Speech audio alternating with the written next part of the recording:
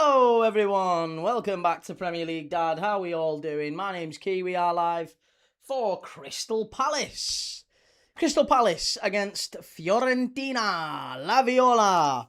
Paolo Vanoli's Fiorentina, resurgent Fiorentina, absolutely flying back up the league in Serie A.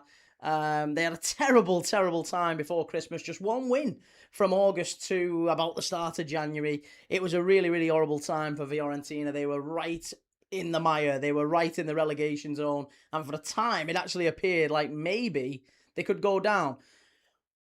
But Paolo Vanoli has turned it round. Moise Kean, Goodmanson, they've got some real quality in their ranks. And you know what? I've said it before on this channel. Fiorentina are basically my Italian side. I like Fiorentina a lot. Going back to the days of Battistuta, I like them a lot. So I'm looking forward to this one. It's a bit of a change side for Fiorentina. Obviously, no Moise Kean. He is out injured, as is Manus Solomon, as is Tariq Lamptey, some of the other ex-Premier League players that you might know in the Fiorentina ranks. But they have got some real talent in there. Jack Harrison is playing tonight, former Leeds winger. Former Everton winger Jack Harrison is in there tonight, as is David De Gea in goal, of course. So there's a few players in there worth watching. And yeah, they've got some players who can hurt Palace. This will be a really fascinating game. Oliver Glasner's Palace against Paolo Vanoli's Fiorentina. Let me know your thoughts. Let me know your predictions in the chat. As always, let's have a chat. I'm sure we'll be talking about all manner of things throughout the game tonight, whatever it might be. Whatever it might be, I'm sure the chat will have some ideas of things they want to talk to me about. I'm sure it won't have anything to do with Liverpool PSG last night. I'm sure it'll have nothing to do with that. I'm sure it'll just be general football chit-chat. But we'll have a chat about whatever you guys in the chat want to talk about. But it's lovely to watch a game with you as always. Good to see everyone in the chat. Kevin, how's it going? 3-1 to Palace, you're saying, Kevin. Good to see you, Kevin. Surah says, good evening, everyone. Normal guy, great to see you as always. Lots of love across the pond. Shell, evening. Ahmed Biz. Liam, hi, Key. Have you heard the news on Robertson? I have. Really sad to hear the news about Andy Robertson. Fabulous footballer. One of the best left-backs I've ever seen. Do you know what? Ever. Seriously. Inside, outside the Premier League, one of the best left-backs. He's an unbelievable player, and I think we're going to miss him. Thanks for the memories, Robbo. Love him to bits. Daz says, yo, Key, do you start Mo on Saturday and Isak? I think Salah probably does start against Fulham. Not sure whether I would personally, but I think he might do. Liam says, Robertson is leaving because of Slot, I bet, Key. No, he's not leaving because of Slot, mate. He's leaving because he wants to play football regularly. It's nothing to do with Arne Slot. He wants to play football regularly, and we have Milos Kerkez there now. Andy Robertson's in his 30s. He wants to play football. I kind of understand it. He's out of contract as well, so he's leaving on a free. LJ, good to see you, man. How's it going? Oxford fan, great to see you, Keith. Right, what are we saying? Let's have a little look on TikTok. TikTok, how are we doing on everyone on TikTok?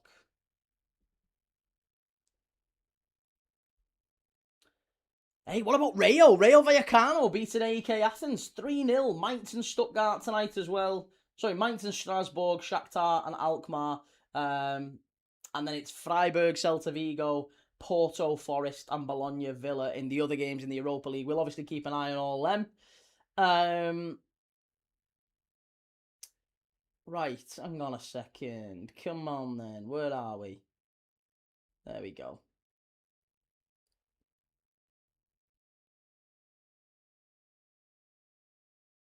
Casper says, Key, why the difference in reaction between Trent and Robertson leaving? Why the difference in reaction between... From me particularly, or from Liverpool fans? I don't know which you're talking about. Joe says, Key, Slot's lost the plot. No, he's not. Why has he lost the plot? Again, 2-0 away at the best side in the world. Like, it's not a terrible result. It's not... One, it's not unsalvageable. Two, we basically played the exact same way we did last season when we beat them there. The only difference is last year we took the one chance that came our way. We got battered last year we went there. You go to the best team in the world away from home, you kind of have to accept you're probably going to ride your luck a little bit most of the time. Alex, how's it going, mate? Good to see you. Just in general, I mean. I think the difference is that Trent Alexander-Arnold left Liverpool when he could have got Liverpool a fee. He's a local lad, whereas Robertson isn't. So he's held to a different standard. Trent Alexander-Arnold's a supporter of the club. He's come through the academy. He kind of screwed the club over a little bit. Leaving on a free is not really an issue. I think it's the fact that Andy Robertson goes with our blessing. He goes with our blessing. Trent Alexander-Arnold's not the same. Not the same. MUFC says differences. Last year you had Alisson who could save everything. I think the problem is last year, I mean, even Alisson couldn't have saved that first one. The first one last night was just a big deflection, wasn't it? A big looping deflection. Yeah. Thursday, the issue is that it was pure luck. That it was 2-0. Should have been 4-0, to be honest.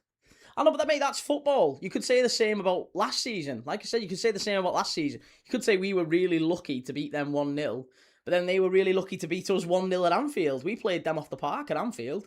So, listen, swings and roundabouts, that's football. A 2-0 result away at PSG.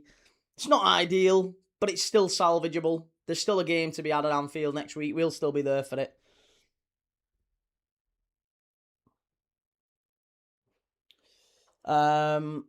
Services question key. If Slot wasn't going to bring Mo on, why let him warm up to not bring him on? That's embarrassing. Either Slot is trying to embarrass him or Slot is having a power moment.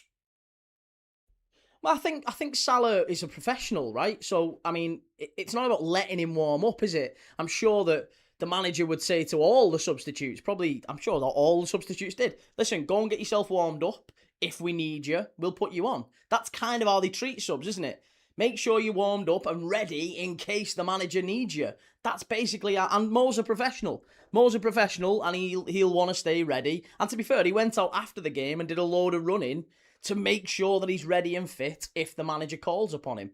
But I can kind of understand why the manager isn't calling upon him as well. I get that. I understand why he wouldn't. Like, he's already made his mind up that he's not going to be at the club next year. I can kind of understand why you're not going to count on him now. His head's already out the door, isn't it? So, as a manager, I can understand why you would prefer other players. Players who are going to be part of the future, not part of the past.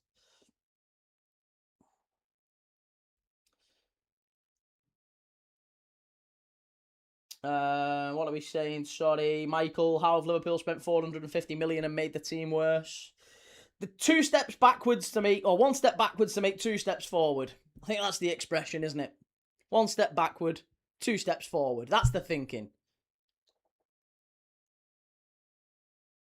Finner says, now that Robertson is leaving, do you think we'll just keep Kirkes and Tsimikas or go and buy a new left back? I think Kirkes is going to be our prime left back and we'll probably move Tsimikas out.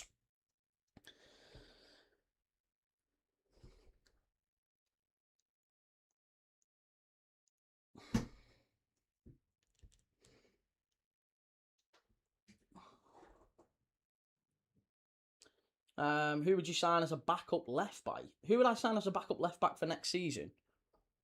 I don't know. It's a tough position, isn't it, really, backup left back? Ideally, I'd have kept Andy Robertson. I'd have happily kept Andy Robertson. You want someone experienced who can come in, do a job like every so often, but maybe not like be totally and utterly expecting that they're going to start. So maybe you're looking at players who are lower down, players who are a little bit lower down. Like, I think Geertruida would be a fantastic signing for Liverpool because he can play right back, he can play centre back, he can even play in midfield, and he'll cover a lot of positions without necessarily expecting to start every time. Felix, hi Key, sorry about last night. Score predictions tonight. I think Villa will win away at Bologna. It's a tough trip that, but I think Villa will win away at Bologna. I fancy Porto and Forest to draw. I think 3-star will be a good game, that one, but I think it might be Porto and Forest draw. I fancy Freiburg to beat Celta Vigo. I think Mainz will beat Strasbourg. I thought Rayo would beat AEK Athens, but I didn't quite see it being a 3-0. That tie's pretty much done and dusted now. Alkmaar, tough away trip to Shakhtar. That one's probably a draw, and I think this one, score draw. I'm going to go 1-1 tonight, maybe 2-2. Goals in this one. Yeah, goals in this one, I think.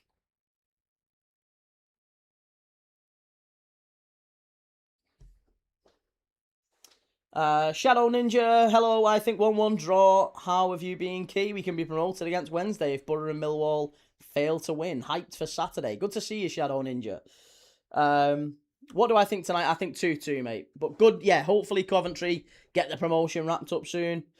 Welsh Winks this evening, Key. I think Slot knows he's going in the summer, and so he's just pissing on the parade of other players who are also going too. Both manager and players' behaviours being as bad as each other. That's an interesting thought process. I don't think. Well, one, I don't think Slot's going in the summer. All of the big journalists around Liverpool, all of the credible journalists around Liverpool are saying that Arne Slot is going to be at the club next season. I hope that's the case. I absolutely think that will be the case because they did the same with Brendan Rodgers, by the way. Brendan Rodgers had a horrible season. The year after we nearly won the title, had a horrible season, and they stuck with him. They gave him the opportunity to fix it, and then they sacked him in the October-November time and brought in Jurgen Klopp. I think they'll do the same with Slot as well. I think they'll give him the opportunity to fix it, give him the summer, give him the opportunity to go and get some more players, see how the season starts, and then go from there. I think that's the right thing to do. Absolutely, it's the right thing to do. Anfield Vortex, good to see you, mate. How's it going? Broken verdict. Whatever formation Slot put out yesterday was diabolical. 3-5-2. Never seen Liverpool do that ever. Tried something new, but it didn't work. The thing is, again, Liverpool fans have had a pop at him for sticking with the same thing over and over and over again. He tries something new, and then, he can't really win, can he, with some people? He can't win.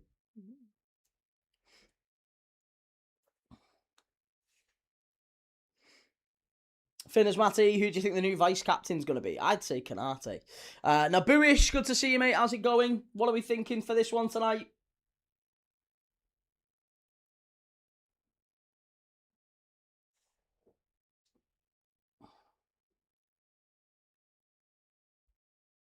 We Just Too Crazy says Liverpool are in a decent position for the Champions League.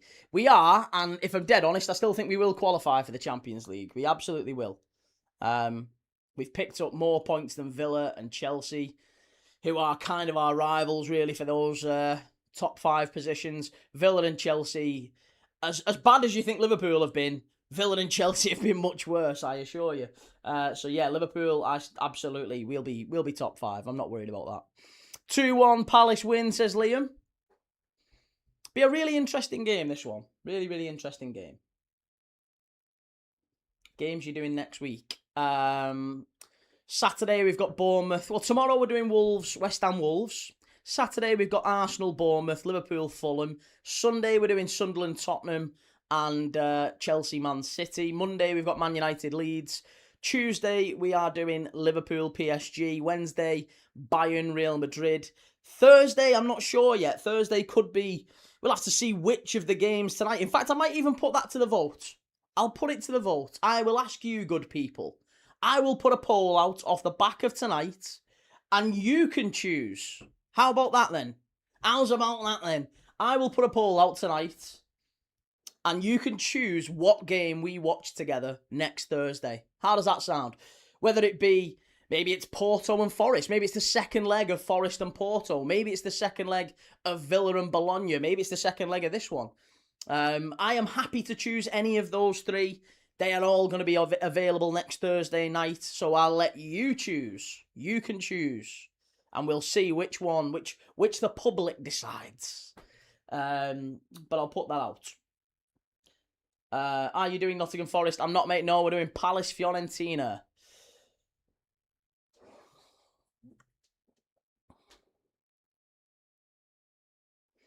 Broken Verdict says it's fine. He tried something new, Key. It's just at half-time. You're 1-0 down with 1 shot and 0 on target. PSG made subs before you. Confusing with Slot, Key. I think the thing is, mate, I don't. It's all. I think it's easy with 20. We've all got 2020 hindsight, haven't we? We've all got 2020 hindsight after the fact. I thought we were doing okay. Second half when we came out, we were doing all right. Gravenberch lets his man run, and Kvaratskhelia scores an unbelievable goal. We conceded 2 goals last night. One was an absolute freak, big deflection. Keeper's not really got a chance. Difficult one to take, but you concede it. The second one is just pure and utter genius, basically. Gravenberch doesn't track him, but realistically, it's a great goal, and you've kind of got to hold your hands up to it. It's a good goal. They deserve to beat us, there's no doubt. They deserved to beat us last year, but we beat them because we scored our only chance in the game. And like I said, I think you've got to accept going away to PSG, you're going to ride your luck a little bit. You're going to have to. Thursday, do you think that this season will permanently stain the fan base's view on Slots, which will make it just a matter of time until the board sacks him? Feels like that will be the most likely outcome, in my opinion. I mean, do you know what? As a football fan, I'd like to think most football fans, not even just football fans, most people are open-minded and will want the best for their team. And if it transpires that Arne Slot is able to turn things around in the summer, then I'd like to think Liverpool fans will back him. It just feels like a little bit of stubbornness now. You know, I was right. I called it before you. I said he was rubbish even before you said it. It's a bit of that. It's pig-headedness in a lot of cases. Some people have made their minds up. They've entrenched. They've dug their heels into the ground, and they're not going to change no matter what evidence is presented before them. Some people are like that, aren't they, in life? That's not just football. That's not just Liverpool fans. That's some people. Shahid, Liverpool picked a team so they don't lose bad and keep the tie alive. Nothing wrong with that. Nothing wrong with that. Welsh wing, Frimpong's been a flop of a signing. He's not really played enough. Yeah, he's had a lot of injuries. I think, you know, you've got to balance it based on availability. When he's available, we can have a conversation about actually how his performances have been. There's some performances he's done really, really well. Last night wasn't one of his best, but he's only just come back from injury. So, you know, it's been difficult for him, but I'm kind of willing to show a bit of patience. You say that he's been worse than Wirtz. I can only assume you're on the wind up there, because Florian Wirtz has been our best player. Florian Wirtz has been our best player this season. I genuinely think if Liverpool did a player of the season vote right now, Florian Wirtz would win it. Florian Wirtz would win it.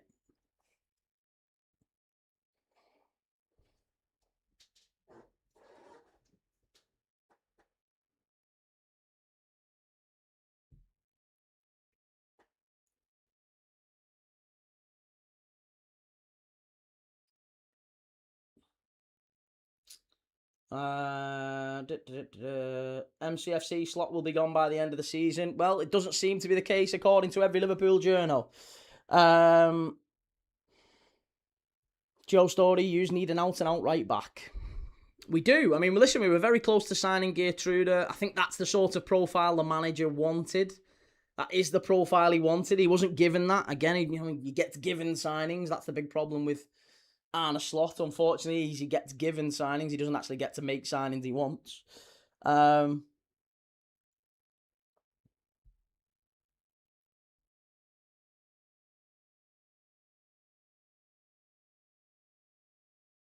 Mankin Proud, what's the score? Score's not kicked off yet, so it's 0-0. Felix, do you prefer living in Liverpool or Manchester? I don't live in either. Yeah, I don't live in either. I've never lived in either. Thursday says, horrid take, in my opinion. Szoboszlai has undoubtedly been Liverpool's best player this season. Not for the last 4 months.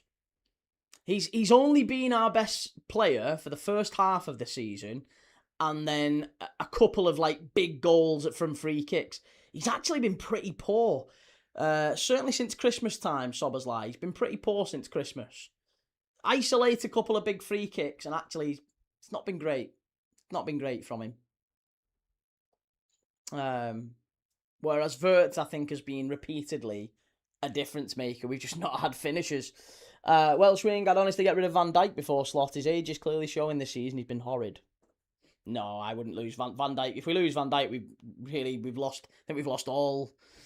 Oh, we've detached completely from reality if we get rid of Van Dijk. Van Dijk's the only good bit in that defence at the minute. Van Dijk and Canate, I'd keep them. If we can really keep hold of them, then that's the best thing for me.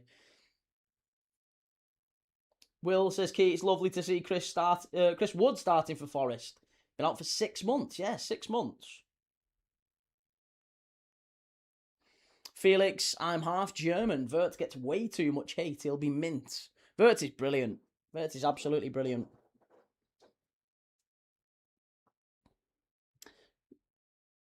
The thing is, I don't understand how are we saying that the manager... I don't understand how the manager can be responsible for that last night. I don't know what manager takes that Liverpool team to PSG and absolutely smashes it, by the way. Like, it's a difficult place to go. I think we have to acknowledge it's a difficult place to go, and you get a big deflection early doors and you go 1-0 down. That's tough. That's tough. That's just bad luck. It's just bad luck. It's really bad luck.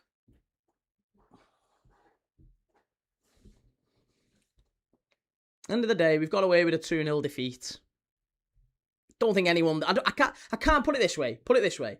Over the 2 legs, I think if your expectation is we have to beat PSG, otherwise we are going to get... Like, the manager needs to go. Anything less than beating PSG, the manager needs to go. I think that's a little bit unrealistic and a little bit unfair. Not even a little bit. It is. It's grossly unfair. You're going away to the best team in football. I think, we're not there. That's not us. We're not able to compete with those teams. Not realistically. We're nowhere near it. Nowhere near it.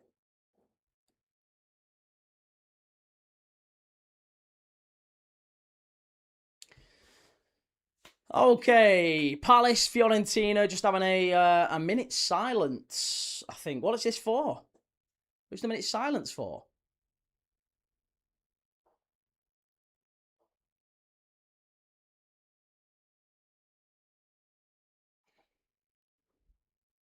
There's a difference between that and having no shots on target. There has to be a middle ground. Yeah, no, listen, I'm not saying that it was a good performance. I'm not saying that. What I'm saying is if your expectation is not that we go there and smash them, but even that we just go there and put a better performance in than we did, but still lose, that's fine. I'm happy with that middle ground. What I'm saying is I don't think failure to meet that is sack the manager. I don't think that's the case.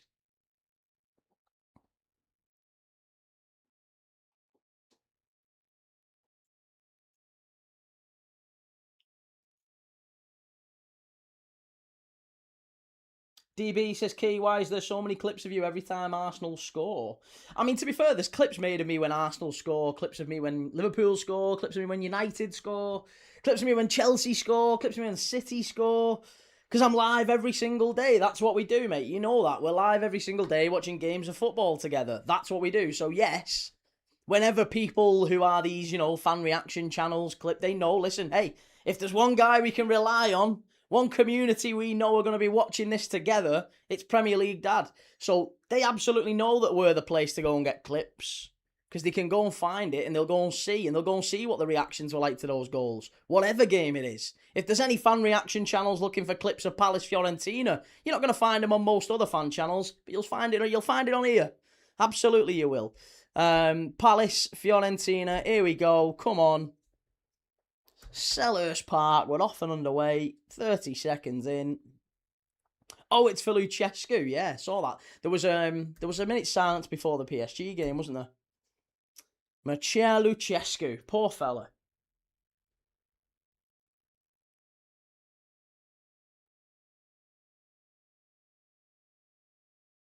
Felix VDD, how long have you been doing this?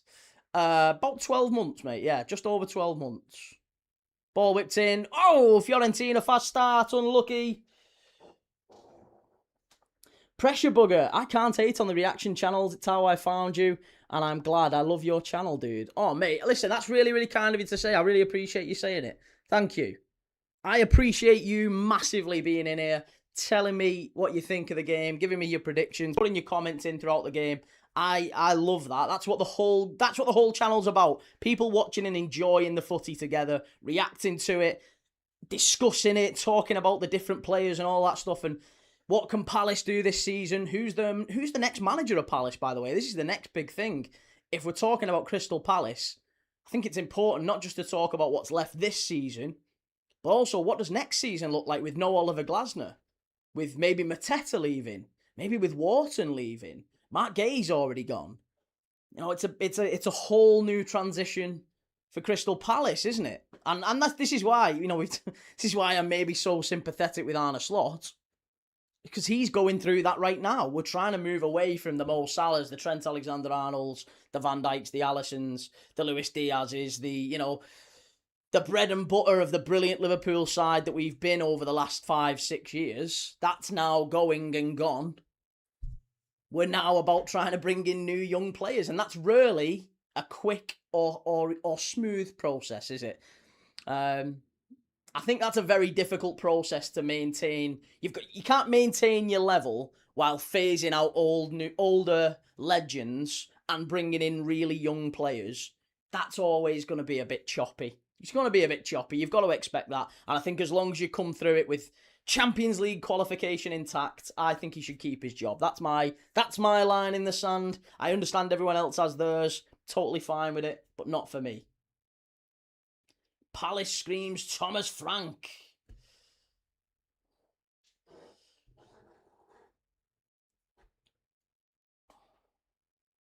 Gav's Travels. Your channel would be better if you don't hate and were a support of Liverpool and leave Arsenal. Gav, it's funny you say, mate, that you've got on your bio, you say, banter welcome, trolls can jog on.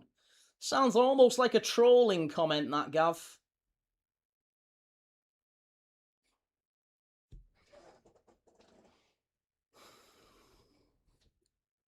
Tight on the toffees. Why aren't you doing Brentford v Everton 3 p.m? Biggest game of the weekend for me. Yeah, I might do, you know. Maybe I will do. Maybe I'll do 3 p.m. Possibly. Welshwing says, my mate says he'd give Slot another summer, but no excuses after that. That's where I am. That is where I am. You know, I'm not saying I want the guy in forever. I'm not saying that at all, but I absolutely think there's been extenuating circumstances. And I think the club see collectively, it's like there's been broad acceptance that actually the club have kind of let him down. The club have let him down a little bit. They've sold him down the river. It's like the fans have expected that, oh yeah, we're going to compete with City and Arsenal this season. He's not had the tools to do that.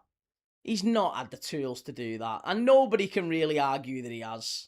I'm sorry, he just hasn't. Like, there's nobody can realistically argue that Liverpool have had the tools to actually compete with City and Arsenal. We just haven't.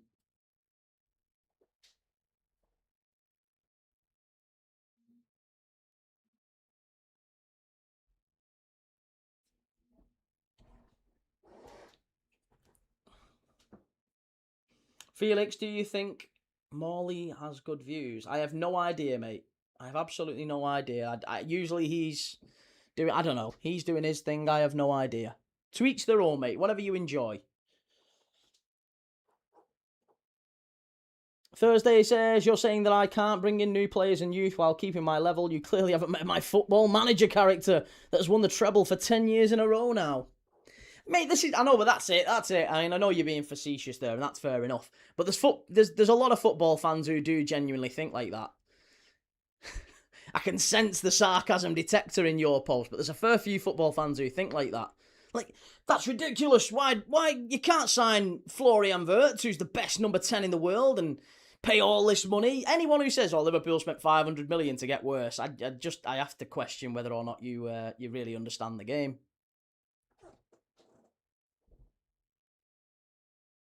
Welshwing says, I think the major reason Key is not slot out compared to other Liverpool fans is they set their predictions for Liverpool in a title race. Key didn't. Yep, top 4 for me. Top 4 and a good cup run was all I said, and I still think there's maybe a possibility of that. Maybe. Outside chance.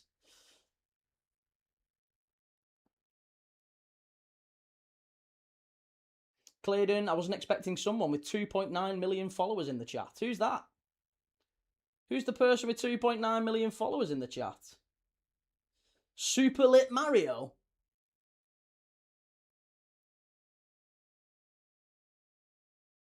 Love Super Lit Mario. Never seen him before, but I love all that.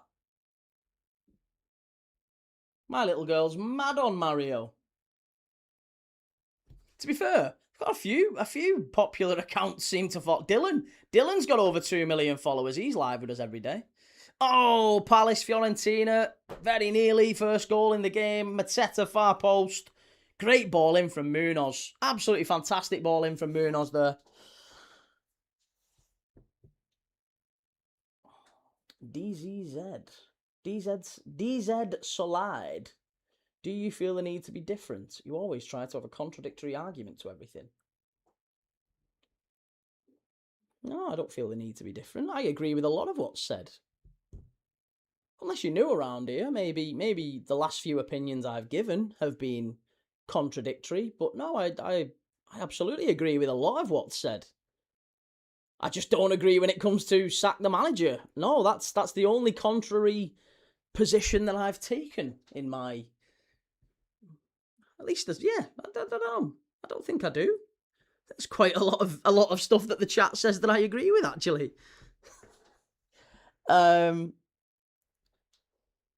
Welshwing Dickinson Stadium's going to be huge in 2 weeks for Liverpool. Listen, they're all big now. Liverpool-Fulham this weekend's going to be massive. They're all big games. All of them. I mean, listen, you know, we're talking an awful lot about Liverpool. I don't want to spend too long talking about Liverpool because it's humiliating. It's humiliating, but ultimately we're watching Palace and Fiorentina. And listen, Palace will be looking at it and thinking, well, actually, do you know what? They've got a game in hand on a lot of the teams around them. If they were to win that game in hand, then they'd only be 4 points off 7th. So could Crystal Palace maybe make a late push for Europe?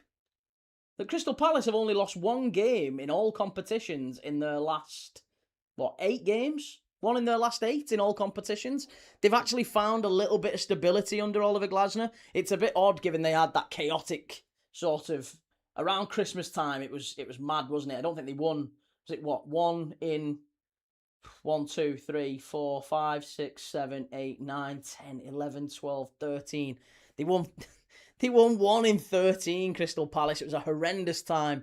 Now they've only got 1 defeat in 8. It's a bit more steady, it's a bit stable, and they're now starting to move towards those European places. Maybe start to move up the table into possible Europe again. Well, I always think that the best way for these teams, certainly Palace and Forest, if they're going to qualify for Europe, the best way is for them to actually win the competition that they're in. Forest aren't going to get in Europe, obviously, we know that. But Palace aren't going to get in Europe, I think, via the league. I think the best chance is for them to actually win this competition. There's probably an argument that they're playing the second favourites of the tournament. Fiorentina, Rayo, maybe Mainz, maybe Strasbourg. I don't know, but Palace would still be the favourites for the Conference League. And if they win it, they're in the Europa League next year. So that might be the easier thing to do than to try and get themselves back closer to the European places in the league. DZS, that's the point. How on earth do you still support Slot? Liverpool is a mess with him. Well, we are a mess of that. I don't dispute that. We are a mess. I think what I would argue is whether or not that's Slot's. Is Slot the primary cause of that mess? I argue no. Some are arguing yes. I think if you change the manager, nothing actually changes with Liverpool. Welshwing, Arsenal have an easier run in than City now. Well, they do, but you know what? There's no easy game at the end of the season. There really isn't. If Arsenal can drop points to Wolves, they can drop points to anyone. And the way that City are playing, I fancy them against anyone at this moment. Porto 1, Forest 0. We've had a goal at the Dragao. Porto 1-0 up.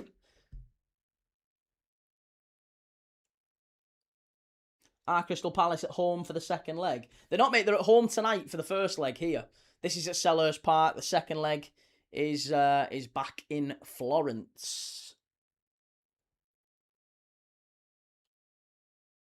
Clayton, I'll wait for the time where someone makes the Champions League by going from the conference, then the Europa League, then the... Well, that could happen. That could happen. Mainz 1-0 up against Strasbourg.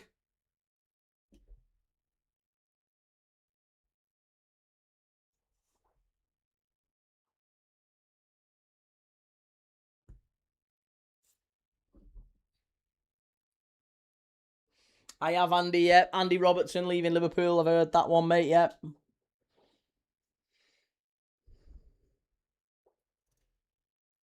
Freiburg winning. Freiburg are a good side. Very good side.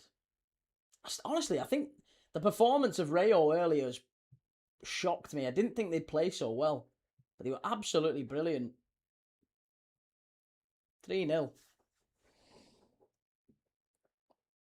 Abu Al-Hassan, do you think you're biased for Liverpool?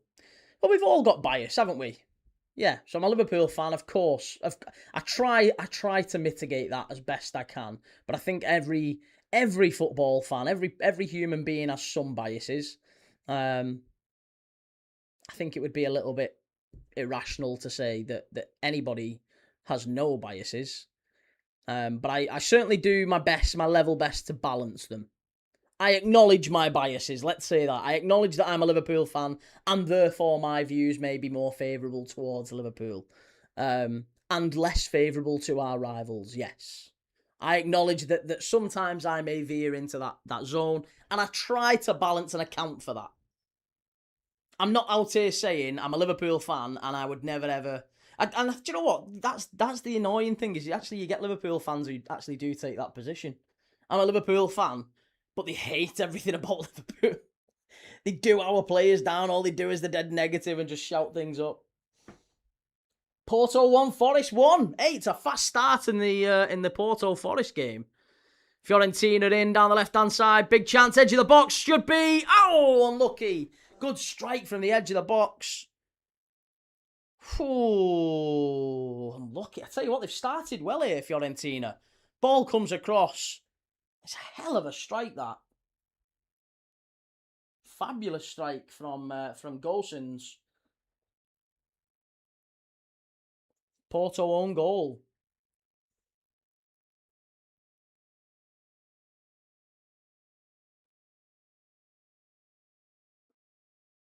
Joe says, Key, did you see the Anfield rap last night? It was hilarious. I didn't. No, what happened on the Anfield rap? I didn't see it. Oh, I don't think you're on about the Anfield rap. I think you're on about Red Men, aren't you? Are you going to say the Red Men? The one where he says, I think we're going to win this. And then 30 seconds later, there's a goal. Yeah, I think that's Red Men. I saw that one.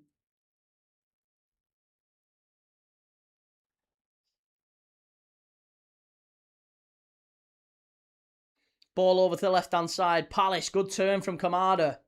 Kamada now out to the right-hand side for Munoz.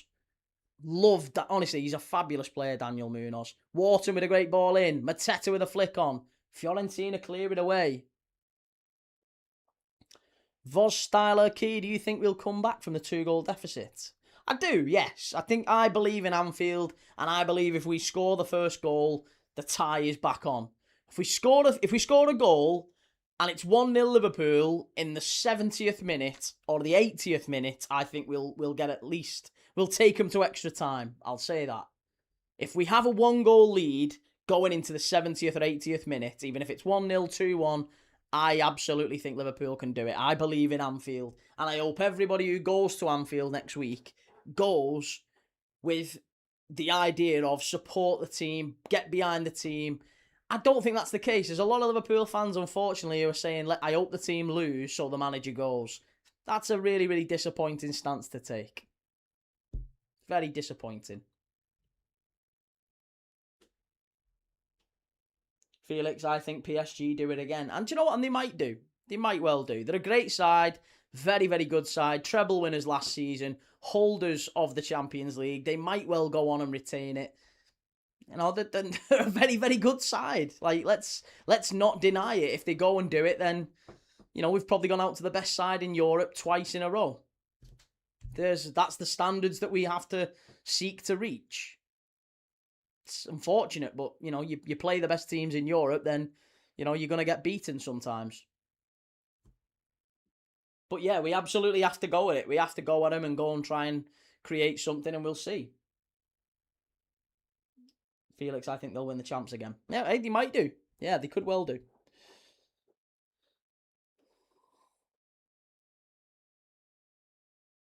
Panashista says, hi Key, do you know that our lineup was leaked yesterday 7 hours before kickoff by a big LFC account?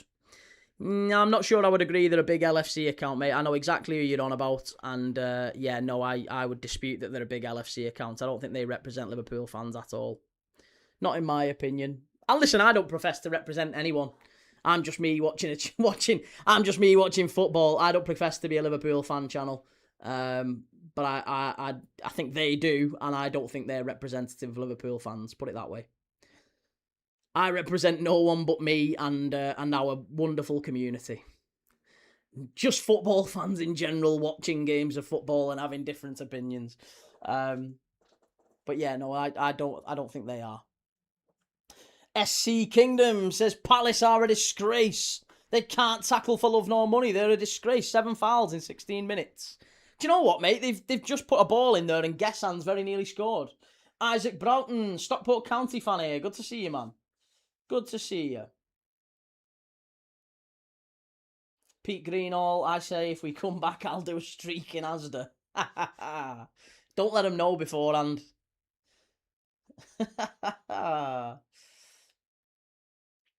He says 19 losses this season now for Slot. How many more, lad? I don't know. We'll have to wait and see. Maybe there'll be some more. I imagine there will. The thing is, it might well be that...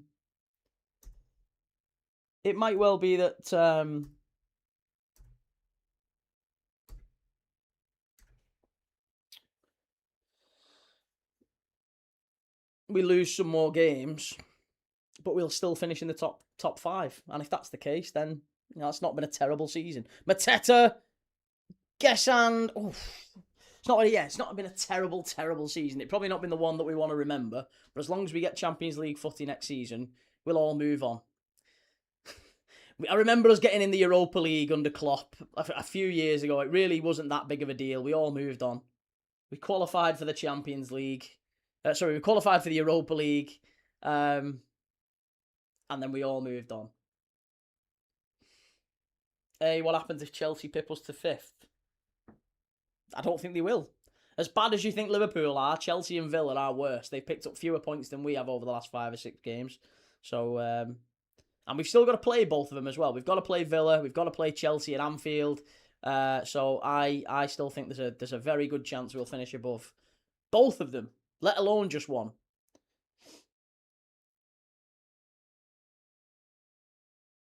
A says agreed, but does he stay if so? For me, yes. But I can understand the board might pull the plug if we finish outside the Europa League places. I hope they don't. I don't think... outside the Champions League places, rather. I think he's earned the right to stay. Personally, I think he's earned the right to stay. And... yeah, we didn't sack Klopp. We didn't sack Klopp when we got in the Europa League in 2023. So I don't think this. I think the precedent's there. I wouldn't sack him.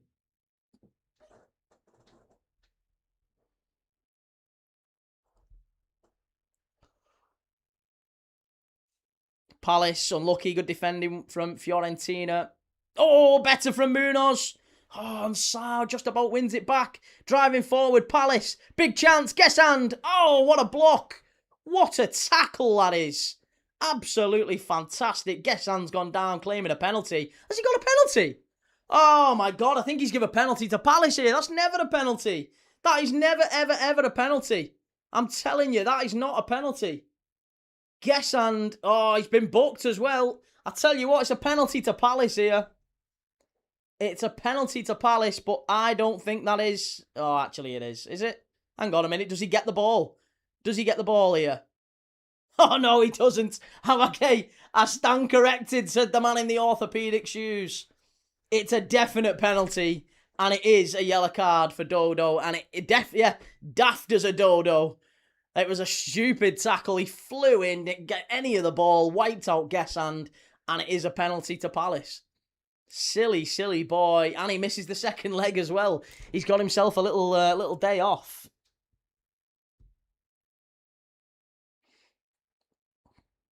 Joe says, Key, have you ever wanted a Liverpool manager sacked? I did, yes. I wanted Rodgers sacked. I wanted Hodgson sacked. Hodgson, I found it really, really difficult to get behind that appointment, but I felt like Hodgson wasn't getting enough out of that Liverpool team, and to be fair, Kenny Dalglish came in and immediately made it better. Kenny should have stayed. But I actually did say Rafa should go in the end, and it was a shame because I was Rafa's biggest supporter, but I did say Rafa should go in the end.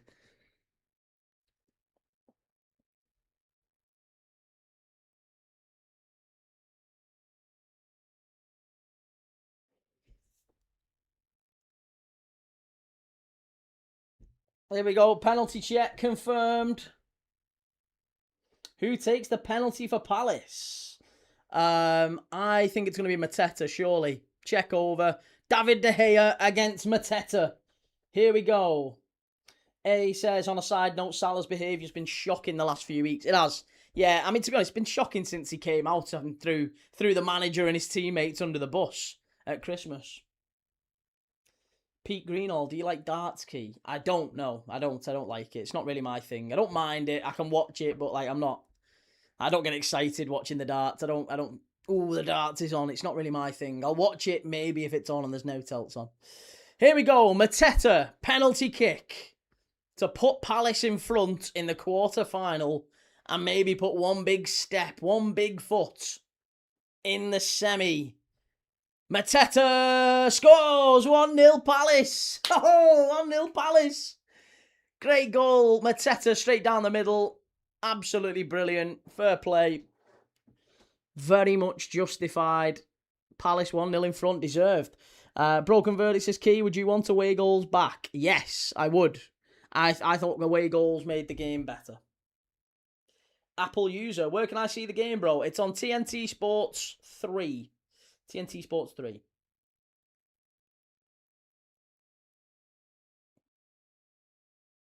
David De Gea showing he can't save a penalty yet again. Murillo playing garbage at the moment along with Zach Abbott. This back three ain't doing nothing. Sarah says, if Roy would have stayed, Liverpool would have gotten relegated. Yeah, Roy, it wasn't a great time under Roy, was it, Sarah?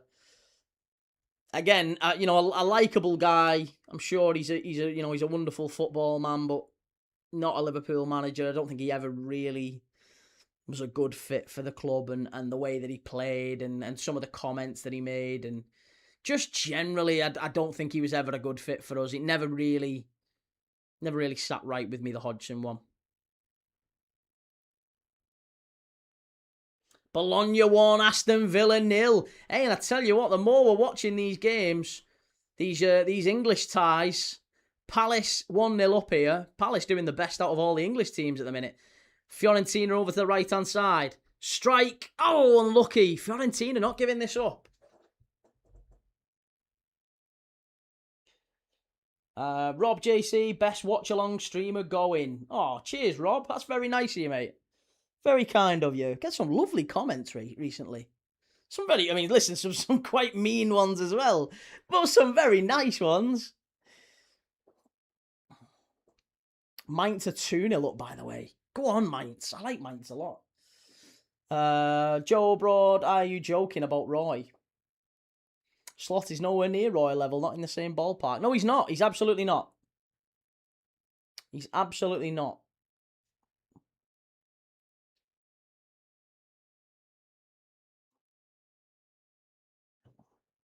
Slot was gifted the title by a poor Premier League. Not sure quite that's how it works, mate. You're not gifted the title by a poor Premier League. We had the title wrapped up by January. February. The title was wrapped up. We went on holiday for the last, 6 to 8 weeks of the season. I mean, and we still ended up on 84 points. We could have easily broke the 90-point record. 90-point record. 90-point mark. Easily. Quite easily. I think the fact that we were out of all competitions and the title was wrapped up made it a much harder spin. But ultimately, yeah, listen, you can't argue this season, oh, well, Arsenal have won it because City and Liverpool have fallen off. I don't think that would be fair to say. Same way as it wasn't when Liverpool won it last year. If Arsenal win it, they win it because they're the best team in the league, and that's what you get the title for, isn't it? You might be able to argue that it's a weaker league, and that's fine. But they're still the best side in it, aren't they? However you want to dress it up. If Arsenal win the league, they're the best team in the league. Same as Liverpool were last year. That's what it's there for.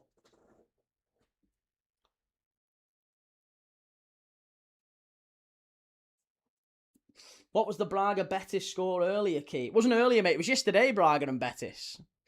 Joe says Slot spent 500 million. He didn't, mate. Again, you can't be a Liverpool fan, Joe. You can't be a Liverpool fan and thinking that. Arne Slot didn't spend 500 million.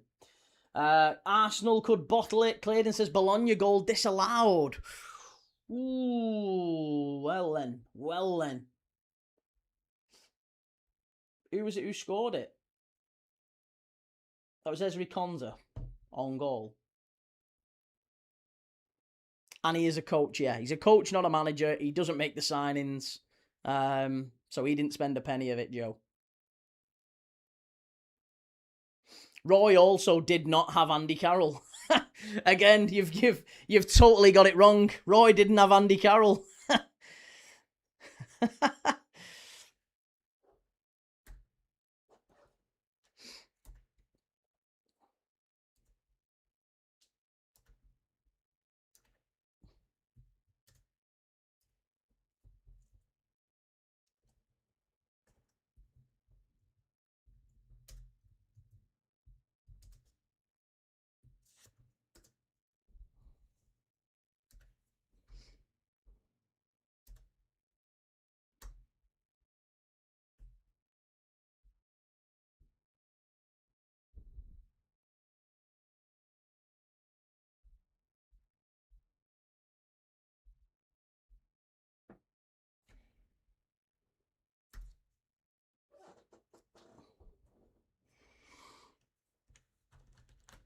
Yeah, I was going to say, Joe, you said that Roy Hodgson had Andy Carroll. He didn't, mate. Andy Carroll was signed after Roy Hodgson. Roy Hodgson never managed Andy Carroll. Never once. Didn't manage him at all for Liverpool.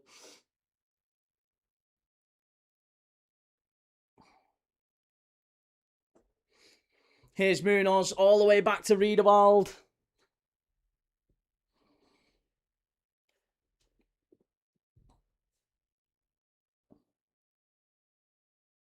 Wharton with the ball in, cleared away by Fiorentina again. 30 minutes on the clock, and Lacroix just about gets it away. Better from Palace. Much better. Here's Wharton. Lovely ball out to the right-hand side. It's all out to this right-hand side. Munoz is fantastic. Ball in. Ismail Assar. Far post, and Gessand again there. Whisker away from making it 2. Great ball in from Ismail Assar. Very nearly 2-0. Palace are doing really well here. Started to... the goals just brought the game to life a little bit.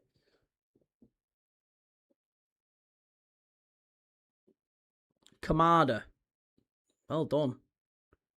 Tidy player, isn't he, Daichi Kamada? Really tidy player. Very neat and tidy. Moves the ball well. Good player.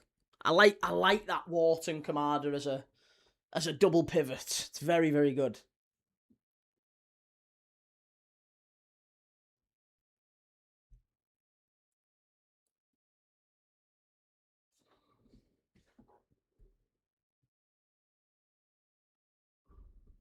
All the toilet roll on the Crystal Palace pitch there, making me it's like a South American game. Great to see. Glasner's got these coached really well though. Munoz down the right hand side into Gessand. Gessand into Kamada. What a ball that is. Munoz, he's there. Must be Mateta. Has he missed it? Oh, there you go. Is that going to count? Is it going to count? I think it is. It's there. It's Tyrick Mitchell. 2-0 for Palace. Oh, what a goal. Really, really wonderful football, that from Palace. Really, really good stuff. And you can totally tell that's a pattern of play that they've executed from the training ground. Really, really good stuff. Worked incredibly well. Lots of off-the-ball movement. David De Gea makes a really big save, but as the ball comes back out, the rebound's put in by Tyrick Mitchell. The only question mark here is whether or not there is an offside here. Kamada with a wonderful pass. Yeah, Munoz is onside. It looked tight at first, but he's definitely on. As he makes that, yeah, it's there. That's fine. That one's going to stand. That one's going to stand, and it's 2-0. What a goal that is. What a goal. Palace 2-0 up.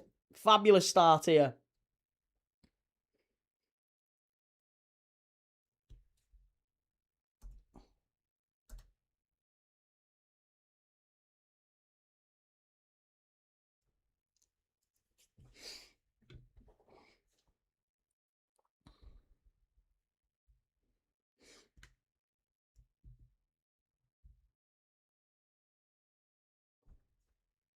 Two-nil Freiburg.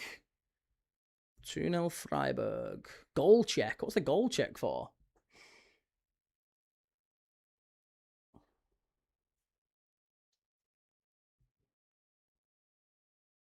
No, he's onside. I don't know why there's even a check on that one. I don't even know why there's a check on that one.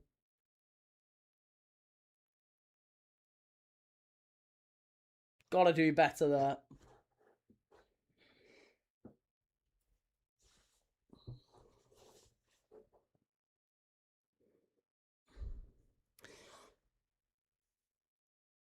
Shadow Ninja, Joe just doesn't know ball. He's a troll who doesn't fact check. Actually, you know what? I think the thing is, there's a way to come in. And the thing is, if you want to come in and troll and wind up, usually you'll get found out. But it's all good. I don't mind people coming in with an opinion as long as you're respectful about it. You can generally come in and say whatever you want, really. I don't mind. The mods are pretty light-handed. They're not gonna mute and block people for no reason. You can kind of come in and say whatever you want. They know that. There's not really an issue with coming in and saying whatever you want, as long as you're just generally respectful and you're not spamming. That's the two sort of rules, isn't it? And the mods know that. As long as there's two sort of rules, as long as you're not spamming. Spamming is one thing because you're just winding everyone up. So spamming is one thing, and the other thing is just generally being respectful to the other people in the chat. Say what you want about me. Say what you want about me. I have no problem about it at all. Don't need to be muted or blocked on my account. But just generally being respectful to people, I think, is the main thing. I have absolutely no issue at all with people sharing a different opinion. No problem with it.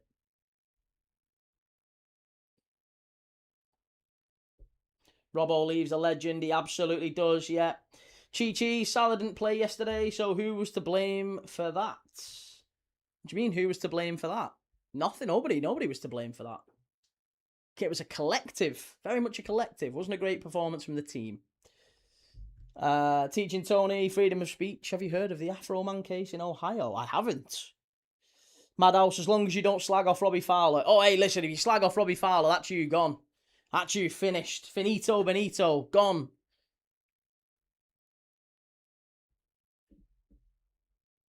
Mike, what are you watching today? We are watching Crystal Palace 2, Fiorentina 0. And it's been a very, very good game. Very good performance from Palace so far. Fiorentina don't look like they're giving it up, though. Not so easily. But it's a really good game from Palace. Games enjoyer. Do you seriously believe Slot is a good manager with 15 losses this year? I do, yes. I absolutely do. Sarah thinks we should let him go. It's me who thinks he's a good manager. And I absolutely think he should stay. Fiorentina in the area. Oh, again, a claim for a penalty. You're never getting a pen for that. Never getting that. Chi Palace still bossing it in Europe, oddly. It's not even that odd. I mean, listen, I think the Premier League got a bit of a bad rap when we had a pretty poor Champions League first knockout stage, whatever. You know, Newcastle going out, Chelsea going out, City going out. The whole Europe's are much better than the Premier League is broadly better than a lot of teams in Europe, and I still think Forest Villa and Palace will all go through, in my humble opinion. Fiorentina are a very good side, though, but I think Palace are a different level. Here's Ismail Assar, good run, good defending from Golsons again.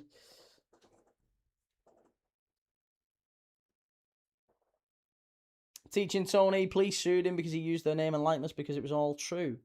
Judged throughout the cop's case. Interesting.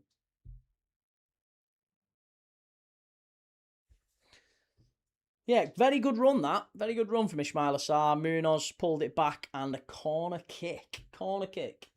Sammy, yo, Key, how's it going? AA, Liverpool are the worst defending champions ever. Probably, like I said, yeah. If you've only ever watched football for the last couple of years, I imagine we are the worst defending champions you've ever seen. Certainly in the last few years. But if you've watched football for longer than maybe 10 years or so, no, we're not even close to the worst defending champions. Prince Rupert this year, it's LFC. Last few seasons, it's been United. Before that, it was Arsenal, being the laughing stock of England, that is. I mean, to be honest, the laughing stock of England, you're in an FA Cup quarter-final, a Champions League quarter-final, and still probably going to qualify for the Champions League next year. I think if that's an absolute laughing stock, then that's an unbelievable season for many teams, isn't it? Shows the height at which Liverpool Football Club is. We're the biggest club in England. Of course, we're going to be held to higher standards, but I don't think it's quite a laughing stock season. I can understand we're going to be laughed at, and that's fine. But I expect it short term, and I expect the club are going to put it right in the summer.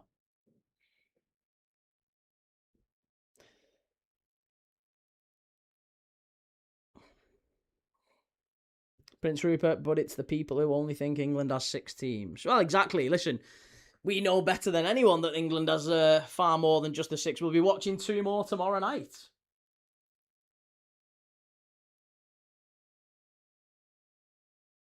Felix says Glasner, proper good, could have done very well with them, but fell out with the board. Apparently, he did the same though at in his last couple of clubs. He's done the same then.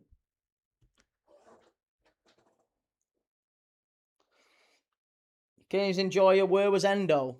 Endo's out injured, mate, missing the World Cup. He did his ACL away to Sunderland. He got stretchered off. So, yeah, Wataru Endo, not an option for Liverpool.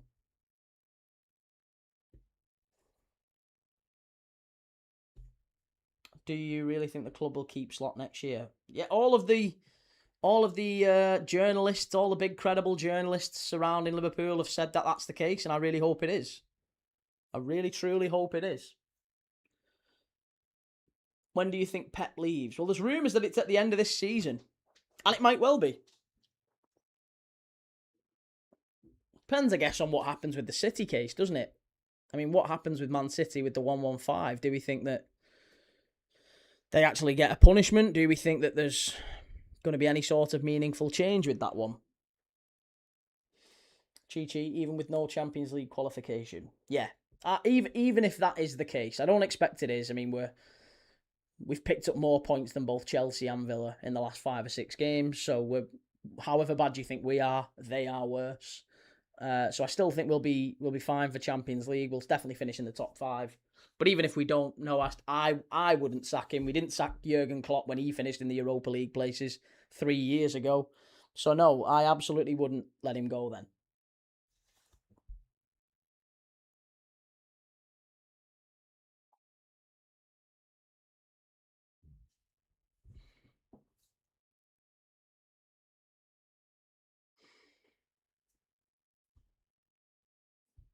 Games enjoyer, from heavy metal to tinfoil.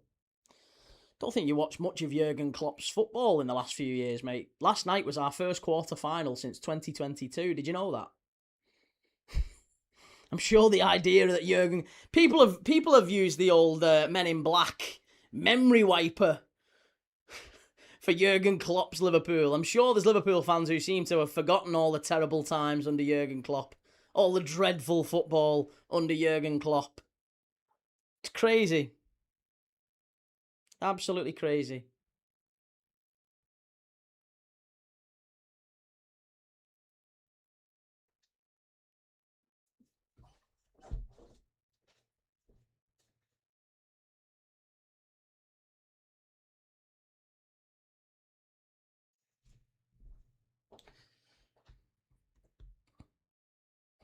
Chi Klopp also won the thing and got to another final. Well, yeah, I mean, he had 9 years, right? He had 9 years. Arne Slot's had 18 months. Well, it'll be 2 years in a couple of months. Well, 2 years. Well, let's call it 2 seasons. He's had 2 seasons. If Jurgen Klopp had only had 2 seasons, I wonder how he'd have done.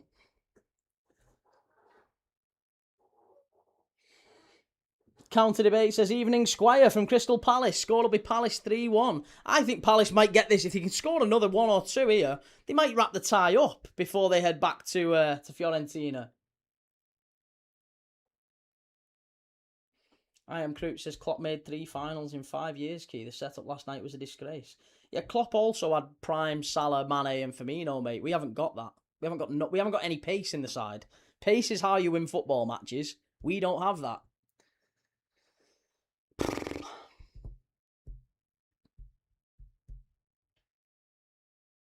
Stefano match reaction against PSG. It's the full live, mate. Is you can go and check it out. It's all there. The full live is over on the red play button. You can go and find it yourself. You can watch it. It's all there. The full reactions right there, mate.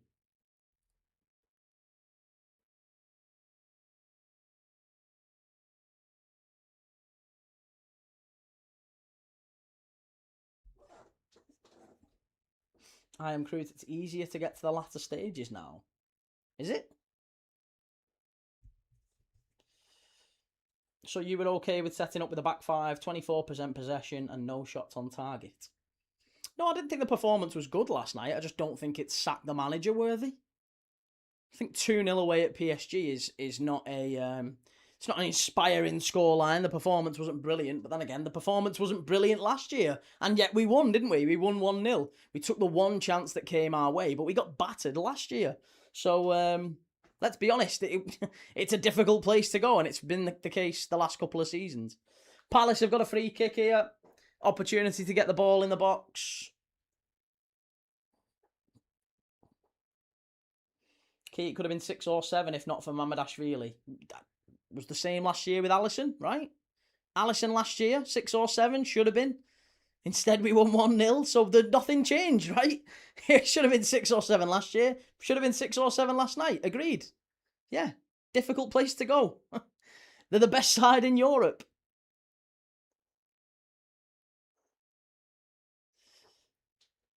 Thursday says, personally on the Slot thing, I'd prefer Slot to be sacked, not because he's performed poorly, because like you said, much of it is outside his control. I just think Xabi's a much better manager. Why? Why do you think that?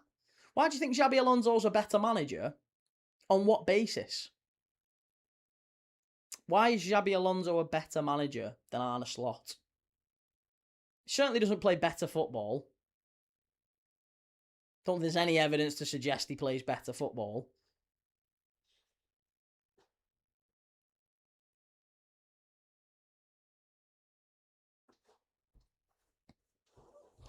Montesut says, I would rather win ugly than get played off the park. Hey, listen, I agree. I think last night an ugly 0-0 might have been okay. I don't think you have to. Results are maybe more important in the big games. Well, I guess results are important in all games. But I think there's a style of play broadly that you want to see for a team. And if you've got the ability to play that way, of course. Liverpool just don't. I think the big issue Liverpool have that we've had all season really, and this is why my sympathy is there with Arne Slot, is pace. We don't have any pace. Our pace has been completely stripped out of the side, and what the manager has asked for, he's not been given. So I think pace is how you win football matches.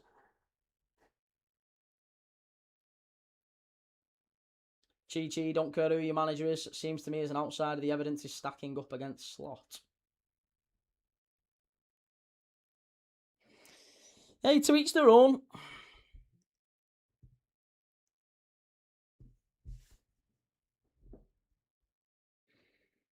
We've only got how many minutes added on? Is it 5? Does he give 5 added minutes, or is that 3?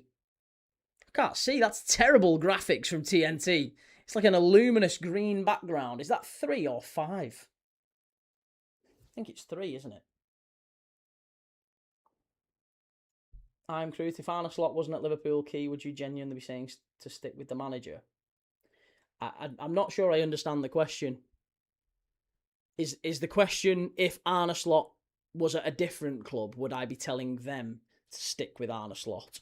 Or are you saying if it was Joe Bloggs, whoever that is, Liverpool manager, would I? Are you suggesting I have some sort of direct affinity with Arne Slot? Or are you suggesting that I am... I don't know what the question is. There's a couple of ways you could read that.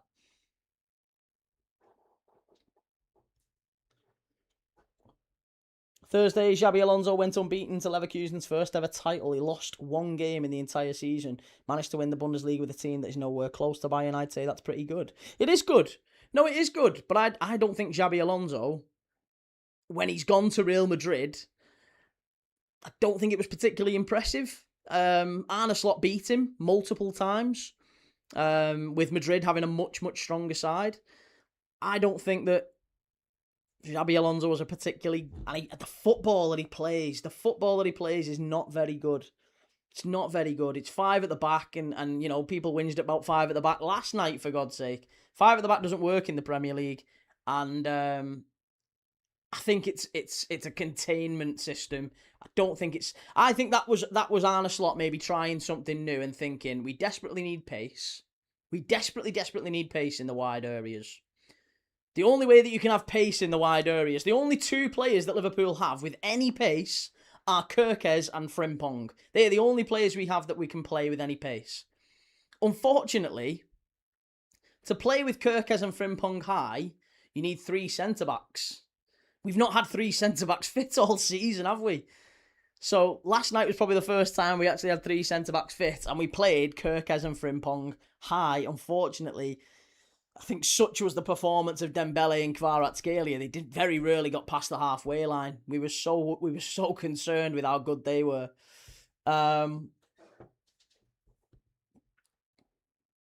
Right, half time in this one. Crystal Palace 2, Fiorentina 0. Joe wasn't impressive. Had the best start for a Madrid manager in 30 years. He also played some of the most dour and dire football that any Real Madrid fan or whatever has seen in a long, long time. And he got absolutely shoved out the club. Absolutely, totally underestimated the dressing room. Got it completely wrong.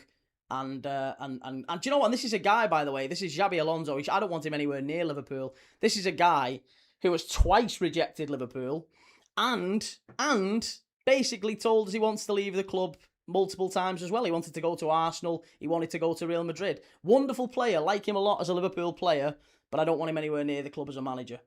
Don't want him anywhere near the club. Slot football's great to watch. Well, it's great to watch if he's got players who can play it. Yeah.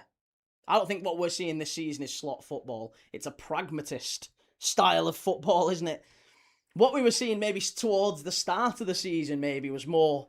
That was more slot football when we were too attacking. That was the criticism from Jamie Carragher, wasn't it? Carragher called Slot out at the start of the season. You're far too attacking. You're committing too many bodies forward. That was the case against Bournemouth, against Newcastle, against a lot of teams. You're taking too many risks. And Arne Slot's answer at the time, and I liked it. I thought it was quite bold. He looked at Carragher and he was like, yeah, I like that. I'm fine with it. I like that we take risks and that we're attacking and we commit bodies forward. And if that means we leave the door open at the other end, I'm kind of okay with that. That's the price you pay for playing good attacking football. I think we need to defend a bit better. And unfortunately, that's why he had to change, didn't he? Because he couldn't rely on the defenders. Canate was making mistakes. The midfield, McAllister was making mistakes. It's been a real problem for Liverpool all season. Thursday says the issue is with Madrid. That team is a nightmare for managers with ambition. That club is player power to its full extent. I mean, the arrogance of that club swallowed him. Liverpool isn't that. Liverpool, I think, also is a club that needs the manager to be uniquely theirs. I just don't think Xabi Alonso is that. I don't think it's that at all.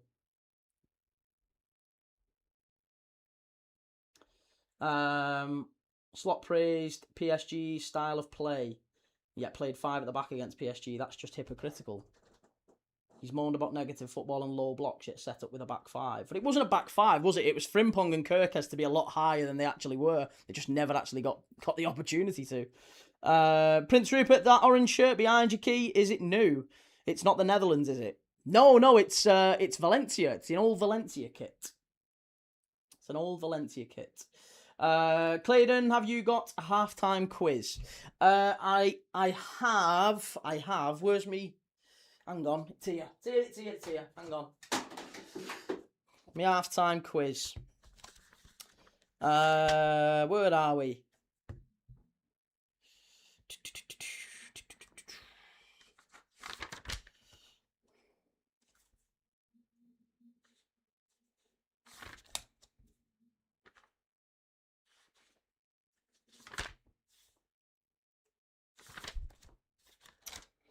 Come on, Key. Where are we? This isn't what we wanted.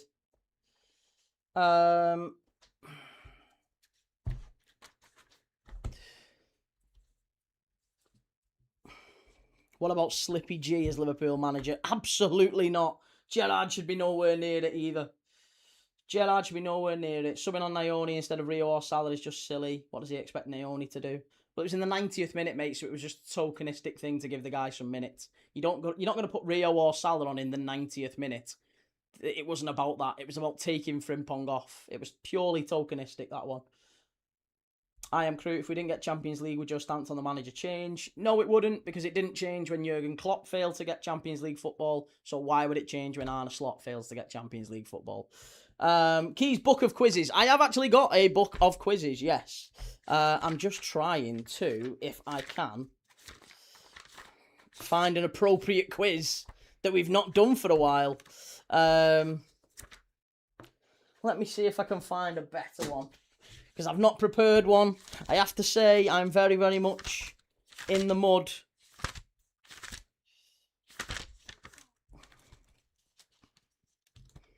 We could do... Nah, that's a difficult one. A lot of these are ones that we've done very recently.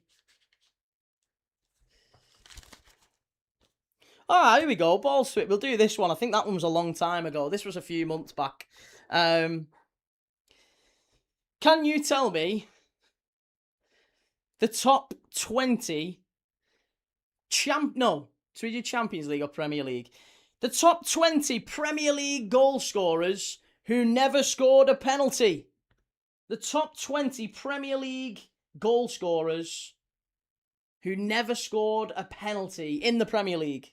Top 20 Premier League goal scorers who never scored a penalty.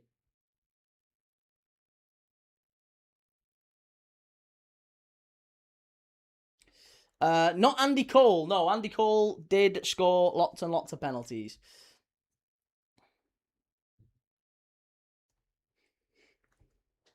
The London Cheesehead. Do you see Liverpool trying to get Michael Elise in the summer? Yes, I absolutely do. Yeah. Not Agbonlahor. Not Agbonlahor. Not Sylvain Viltord. Highest goal scorers in the Premier League that never scored a pen. Come on. Eden Hazard. Lots and lots of penalties. Gabriel. No. Dion Dublin. No, not Dion Dublin. Peter Crouch. I bet Crouch is in there. No, Crouch did score a penalty, didn't he? No, not Crouch. Sadio Mane. Yes, Sadio Mane is second. 111 Premier League goals. Never scored a pen. Excellent. Like that one. Phil Foden. Yes, Phil Foden. 68 Premier League goals. Never scored a pen. Not John Terry. Not Ole Gunnar Solskjaer. No. Gareth Bale is there. He is number 19. 53 Premier League goals, never scored a pen. Diogo Jota, 63 Premier League goals, number 10. Never scored a penalty. Cole Palmer scored lots of pens. Giggs scored lots of pens. Not John Carew. Dirk Kuyt. No, not Dirk Kuyt. Malouda. No, not Malouda. Les Ferdinand and Emil Heskey. Yes, Les Ferdinand is number 1. Emil Heskey is number 3. I think someone's on Google there. Emil Heskey is number 3 with 110 Premier League goals, not a single penalty. Les Ferdinand, Sir Les Ferdinand, is number 1, 149 goals, not a single pen. Jared Bowen. No, lots of penalties for Bowen. Kanu, Kalu, Victor Nlachibi. None of them. Good evening, everybody from Italy. Cristiano Sassaroli. Is it Sassaroli? Yes, Cristiano. Lots of love from Italy. Good to see you. Not Heung-min Son, Gaurav. Not Heung-min Son. Not Paul Scholes. No, not Arjen Robben. Arjen Robben wasn't really in the Prem very long, was he? Quabena, do you think Fiorentina will be able to get a goal? Yes, I do. I do. Yakubu and Diego Costa. No, neither of them.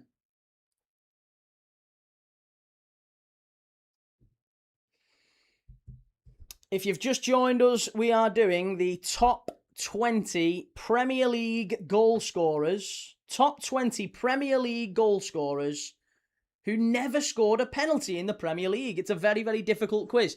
I thought I'd test it tonight on the best quizzes, which is you guys. Damien Duff is correct. There's an answer from Adam. Damien Duff is the 54 Premier League goals. He is correct. Not Dele Alli, though. So far, you've got Gareth Bale, Damien Duff, Diogo Jota, Phil Foden, Emile Heskey, and Les Ferdinand.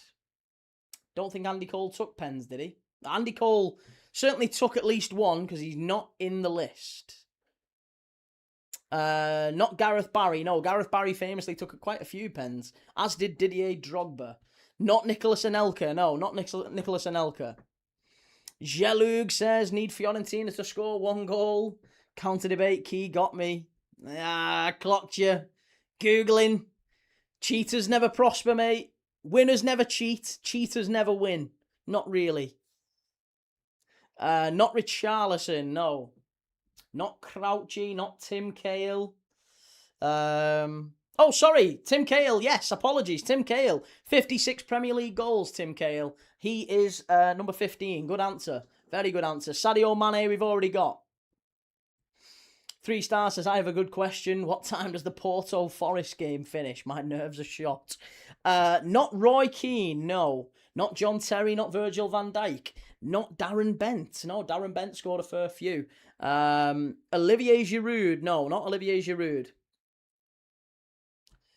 So far, we've got, let's go through them. Bale, Duff, Damien Duff, Tim Cahill, Diogo Jota, Phil Foden, Ole Gunnar Solskjaer, Emile Heskey, Sadio Mane, and Les Ferdinand. They are the ones we have so far. Michail Antonio. No, not Michail Antonio. Must have scored at least one. Tim Cahill, what a player. He was a brilliant player, wasn't he? Harvey Barnes is there. Yep, Harvey Barnes is one. 54 goals in the Premier League. Not a single penalty. Not Idago Johnson. Chi-Chi, I looked it up and Andy Cole did in fact score only one pen. There you go. Hey, I'm accurate, if nothing else. No, not Idago Johnson. Not Idago Johnson. Not Benteke. Benteke scored a fair few. I'll start to give you some clues. So number 5 is a player who is tragically no longer with us. He's a player who played for a number of clubs in the Premier League. I think he played for 3 different Premier League clubs. He was English, but I don't think he ever played for England. I could be wrong on that one, but I don't think he ever played for England. But he was, very, very well liked, very popular. Sadly, no longer with us. Centre forward. He scored 82 Premier League goals, but never actually scored a penalty. Not Gary Speed, not John Fashanu, not Gianluca Vialli, no. Jota we've already got. It's not Reyes, no, it's not Reyes. Not Reyes, not Hurst, not Giggs, not Fashanu. Did Firmino ever take a pen? He did. I saw Firmino take a penalty for Liverpool. I think it was against Huddersfield. He took a pen. Kevin Campbell, well done. Kevin Campbell is the one I was talking about, and Luis Suarez is a good answer as well. Slyo, yep. Luis Suarez is right. 69 Premier League goals for Suarez. Not a single penalty. What a player he was. Number 6 is a player who went to the World Cup very, very young. Famously went to the World Cup very, very young. Kevin Campbell is dead. What the hell? Yeah, Kevin Campbell, sadly. Wonderful player. Theo Walcott is right. Theo Walcott, 80 Premier League goals. Then we're on to 11. You've got the top 10 now. You've got the top 10. Number 11 is what many people would consider to be the best number 10, maybe in Premier League history. He's actually got a statue for the club that he played for. Fabulous player. Lewis, why are you watching Palace when there is other, better games on? I'll be honest, Lewis, I don't get to use my future glasses very often where I can tell what games are going to be good and which ones are going to be bad. But yeah, I didn't use them on this one. I thought Palace Fiorentina would maybe be a lot closer than some of the other games. You know, Forest and Porto or Villa and Bologna. I thought this one would be the best one. And that's why I'm watching it. We've got Theo Walcott, not Sol Bamba, not Kevin De Bruyne. No, Kevin De Bruyne took penalties. I was thinking of Kevin Phillips, not Kevin Campbell. Yeah, Kevin Phillips is alive and well. Not Matt Letizia, not Bergkamp, not Ozil. Matt Letizia did he only ever miss one penalty? I think he only ever missed one penalty in his entire career, and it was Dave Besant who saved it. Not Joe Cole. Not Joe Cole. Not James Maddison. Not Juan Mata, not Okocha. Got a stadium outside. A stadium. He's got a statue outside the stadium of his former club. He only played for one Premier League club. Fabulous number 10. Won the Premier League many, many times. Has a statue. Yeah, he does. He absolutely has a statue. I'm trying to think of some other ones that you could have. The next one was a famous partner. A famous partner of Kevin Phillips. Key, what is the percentage of seeing you in a Southampton shirt when we play City in the FA Cup? I haven't got a Southampton shirt, so I would say 0%. David Silva is right, Lewis WWE. Yes, David Silva is number 11, 60 Premier League goals, not a single penalty, and he does have a statue outside of the Etihad. Number 12, you've still got quite a few to go, to be fair, and the second half's about to kick off, so we'll just keep doing the quiz. Obviously, we're going to keep watching the game, but number 12 is a partner of Kevin Phillips, Niall Quinn. There you go, Chi-Chi, well done. Niall Quinn, 59 Premier League goals, not a single pen. Number 13 is a player who famously had a scrap on the pitch with one of his teammates. That might be a too big of a clue. David Silva played for more than one club. Not in the Premier League, he didn't. Not in the Premier League, he didn't. Not Kieran Dyer. The other fella.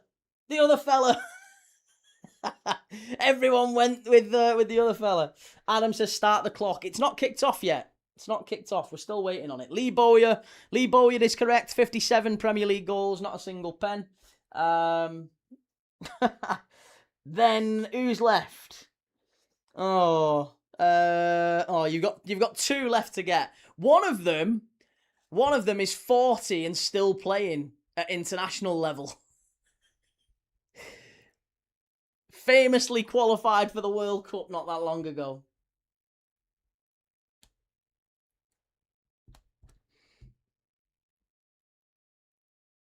Actually amazed Bo, you scored 50 plus Premier League goals. Yeah, Andy is Edin Dzeko, correct. Edin Dzeko, 50 Premier League goals for Edin Dzeko, not a single penalty.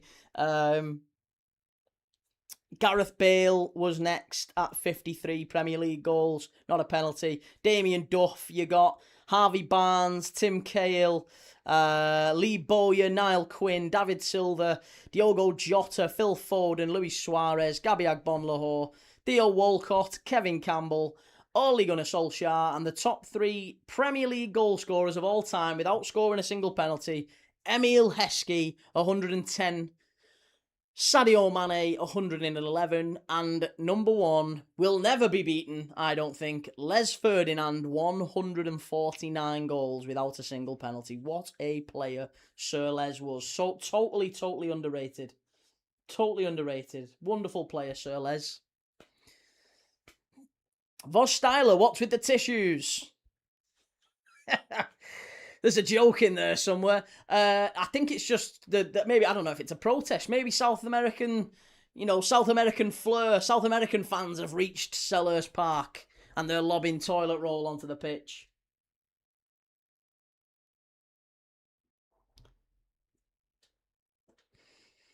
Brendan says, when and where did Lee Bowyer score all these goals? It's crazy, isn't it?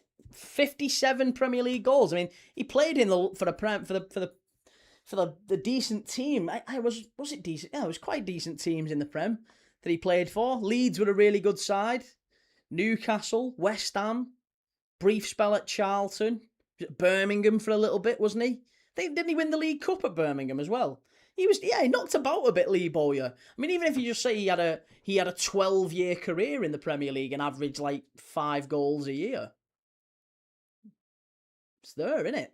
It's 57 goals, five goals a season for a player like Lee Bowyer. Right, here we go. Counter debate says Sadio Mane is my all-time favourite player. Love Sadio. Yeah, fabulous player. Sadio Mane. Right, we're off for the second half here at Selhurst Park. Can Fiorentina get back into this? Or will Palace maybe go on and kill the tie off? Early doors. Will they go and kill it off so they don't even have to think about that second leg? Alex Gregory, how do you feel about Andy Robertson leaving Liverpool and Konate signing a new deal?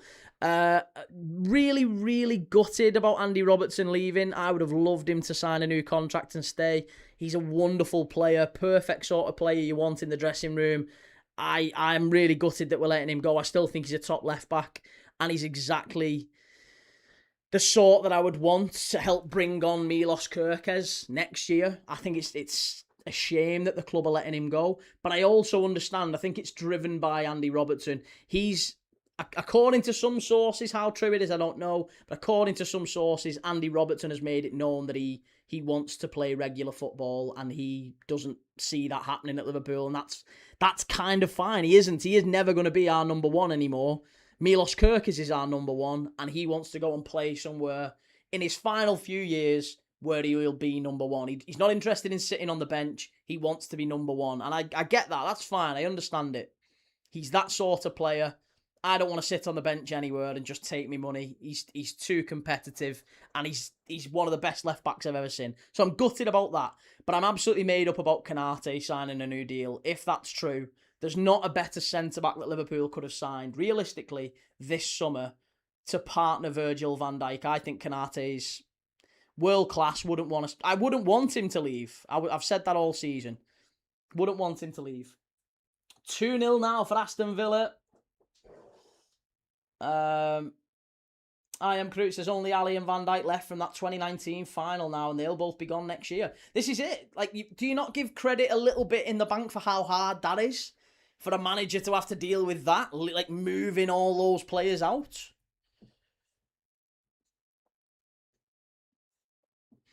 Prince Rupert, how's it going? Imagine Palace win this tournament. Glasner winning back-to-back trophies for a club who had nil before he came in. Kind of awkward. Yeah, and then legging it. Such a good manager, though, isn't he? Alex, does this mean Liverpool will be on the market for a new left-back? Yes, I absolutely think so. Timmy, hello everyone. Long time no see. Good to see you. How's it going? Reese, hope you're all well. We're all good, mate. More importantly, how are you?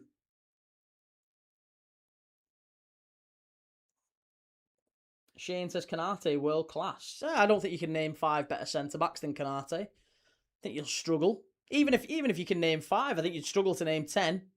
So I would struggle to name 5. I think Konate is world class, absolutely, and that's my definition. I think if you can name 10, then you're kind of scratching around at that point for better than Konate. He's not had a great season form-wise. He's been a bit up and down. Obviously, a large part of that maybe you could say, well, his dad was dying for a big chunk of the season. He's not necessarily been at his best.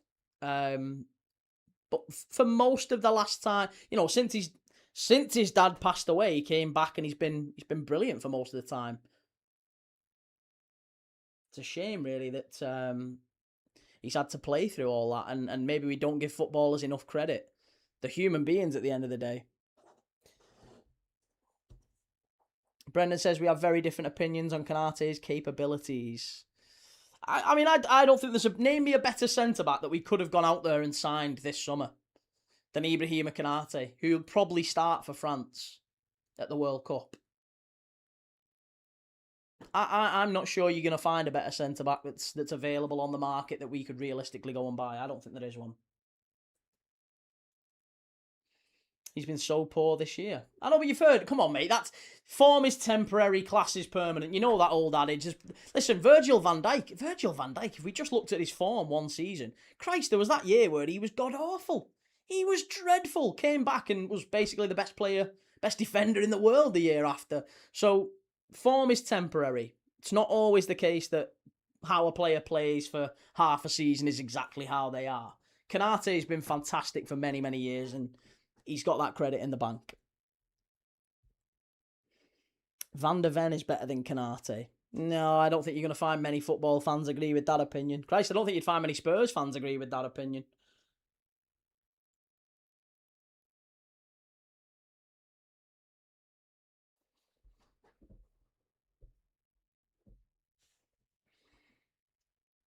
Schlotterbeck. Nah, I wouldn't say Schlotterbeck's better than Konaté. Not for me. Good player.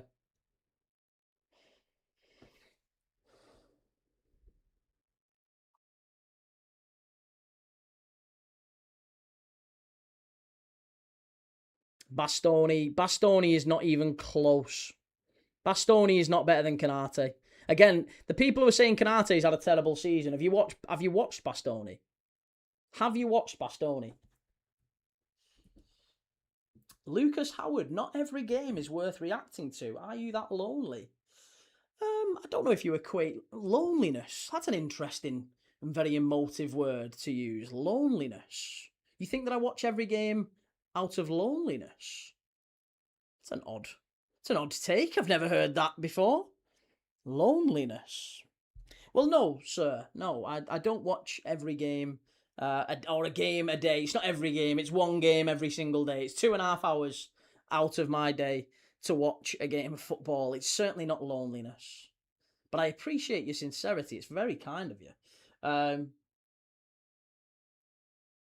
We love you, Key from Kenya. Yes, CEO, good to see you, man. David Black, Bastoni is definitely a better centre-back. Have you watched much of Bastoni this season, though? Because I categorically can tell you he's been worse than Konaté. He's been shocking. Bastoni has been shocking this season. Like, truly, truly terrible. Not just for Inter as well, but for the Italian national side. He's been god-awful. Gamer Guru, do you think Konaté starts over Saliba? No, I think there's probably a question mark over who starts with Saliba. Maybe it's, I don't know. Deschamps he's got his preference, hasn't he? But I would say maybe Konaté, Saliba, maybe Upamecano. I'd say Konaté is better than Upamecano. I would start Konaté over Upamecano. I don't think he's that good, to be honest. I think, to be honest, he has been for a long, long time, Upamecano, a bit of a liability. Similar types of player, but he's nowhere near as good as Ibu. Not for me.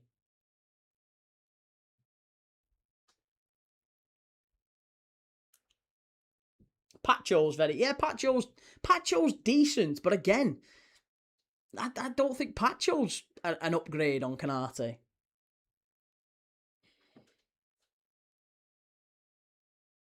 Doctor Who Mania Productions, Konaté was better, but he's dropped off a cliff, and so has Van Dijk for obvious reasons. Wonky4925, you watch footy because we all love the game. No footy fan is ever lonely.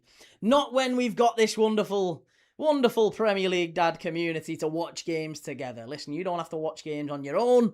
If you want to watch a game, we're going to be live every day. That's what we were doing. We'll be live every single game for the World Cup. Egypt against Iran at 4 a.m. I'll be there. Every single game. The only ones that I'm going to miss is when it's group stage games and we have to kind of pick one or the other because it's the final group stage game. But I'm doing 3 games every single day. I'm going to be there from 11 p.m. kickoffs through to 4 a.m. kickoffs. We'll be right there. Alex, Pau Kabasi's better than Konaté. I mean, he's a young centre-back. He's got a big ceiling. He could do very well in future, but I'm not sure I would swap Pau Kabasi right now for Ibu Konate. No, I don't think I would. Good player. Tactical touch. You're not going to sleep, Key. I am sorting my sleep cycle out the week before the World Cup. So I'm going to gradually stay up later and later until I'm going to bed at about 6 a.m. And then waking up at 3 p.m. so that I can do a full night shift. And then for the 6 weeks that the World Cup is on, that's going to be my day. 6 a.m. sleep, 3 p.m. wake up, and we go again.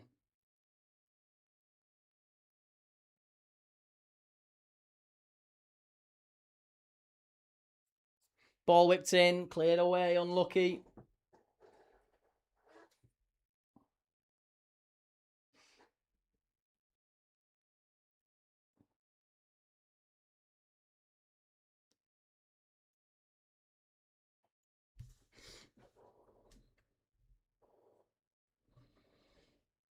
Counter debate, if not England, I want Iran to win the World Cup. Do you know what?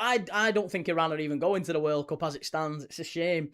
Sarah and wonderful mods, Key. Well, yes, well, exactly that as well, and wonderful mods. I won't expect you guys to be. We might have to get a new mod hire from the other side of the world to make sure that they're up for those World Cup games. We might have to get a night shift mod, or a couple of night shift moderators maybe, who are going to do those World Cup games, because I can't expect reasonably that you guys are going to be up for all those World Cup games. Maybe one or two here and there, but no, we might have to look around for some US based, some Mexican based or North. Listen, we've got RCPV, who's our friend in San Pedro Sula, Honduras. He watches regularly. He might be up for being a moderator. Tactical touch, who replaces Iran at the World Cup?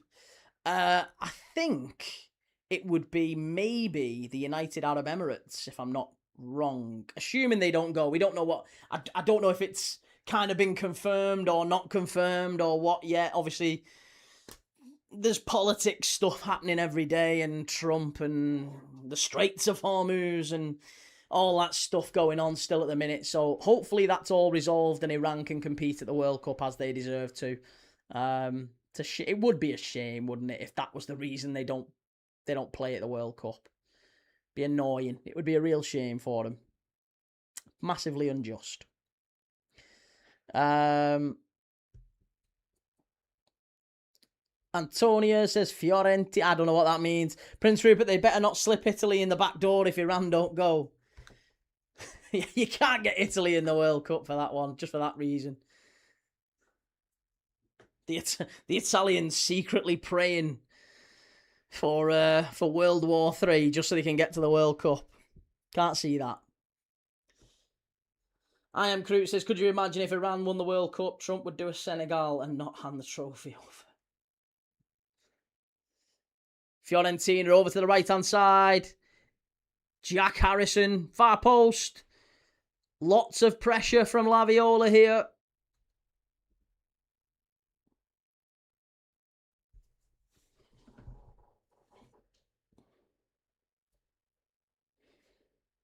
Doctor Who Mania, Ronaldo lost his father a newborn, but that didn't affect his game. We can't be throwing that shit around with Jota. Yes, it was tragic, but stop looking for an excuse.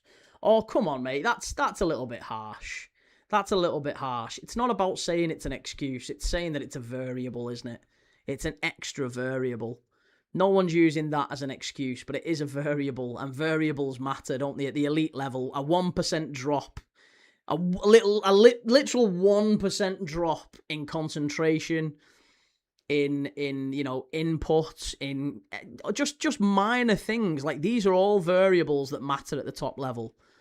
And, the way that one person reacts isn't how everyone will react. The way that people grieve is different. I can't speak for you, mate. I don't know if you've ever lost anyone close to you in a sudden, unexpected way. I hope that you haven't. But if you have, grief isn't always immediate. Sometimes it happens weeks or even months later. Sometimes, you never know. It happens in different ways, and it's not always linear. It doesn't always happen in a straight line. Sometimes people have, problems down the line where they just get total apathy, and it's kind of easy to go back to a 9 to 5, isn't it? But if you're working at top level elite sport, a 1% drop can really affect things. It can be the difference between winning and losing. Wonky 4925 says Palace have made the biggest fall from grace in 7 months. I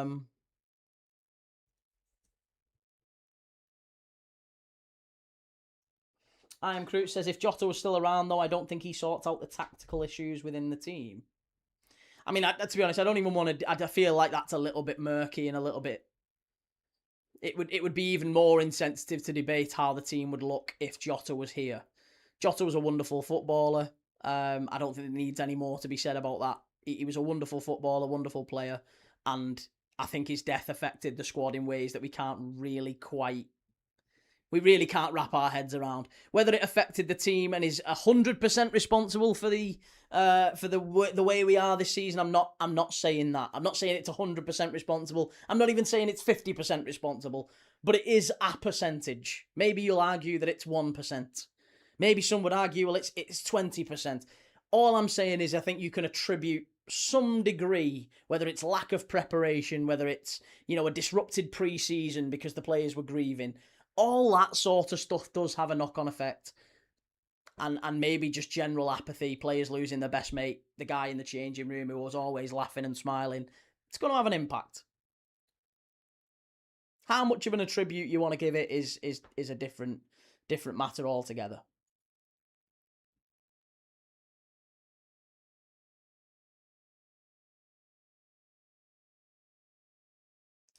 Bastoni, I've heard, is Liverpool bound. It's Barcelona bound. Key, your thoughts?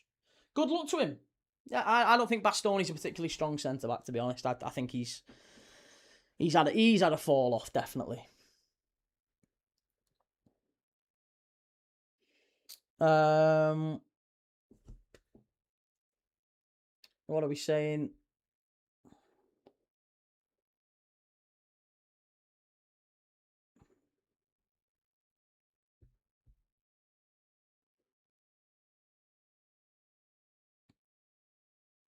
Gamer Guru, some people's world gets ripped apart when their mentors, best friends, and reason for being here pass away. That's true. Very, very true. The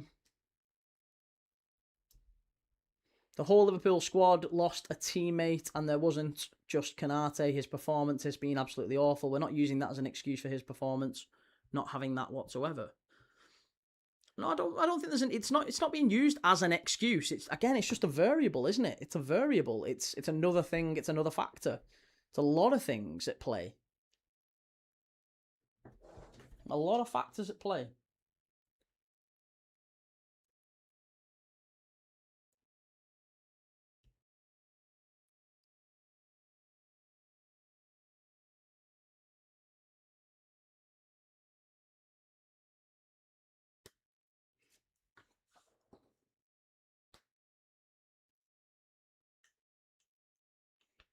Three-star says, goal goes down after losing the ball to Jesus. Ref allows play to continue, puts the ball in the net, then the ref blows for a foul. Wow. Living in London, commentate on the game maybe. Palace Fiorentina. I would, mate, if there was anything happening. There's not really anything been happening. When there's things happening, I'll tell you what's happening. But right now, we've got a player down on the ground, and there has been for a couple of minutes. Gessan's down, the players are having a water break. Or a drinks break.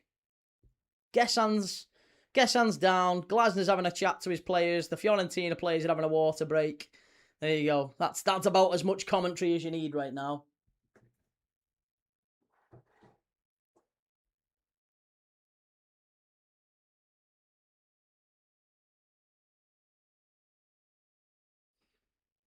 For duck's sake says, is Virgil still good enough to lead Liverpool some of his high-profile errors this season? Yeah, absolutely. He's top of pretty much every metric you care to mention, Virgil van Dijk. He's still number one defender in the Premier League, according to any data you want to look at. He's, number one for duels, number one for clearances, number one for tackles, number one for blocks, number one for all the stuff that you'd look at and say that's the stuff that's important for a centre-back. I think he's ranked number one in everything. So, he's made a lot of mistakes, don't get me wrong, but I think that's largely down to the fact that he's 34, 35 nearly, and being asked to play every minute of every game. So, Gessan's being subbed off here for Palace.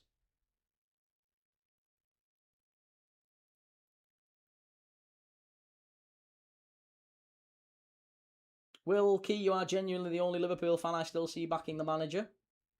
I mean, that would be the case, mate. Obviously, you're a slot out, so you'll generally see slot out types of stuff. That's what social media will serve you up. They'll look for opinions that confirm your thoughts. People tend to live in an echo chamber, don't they? They want to see opinions that sort of align with theirs.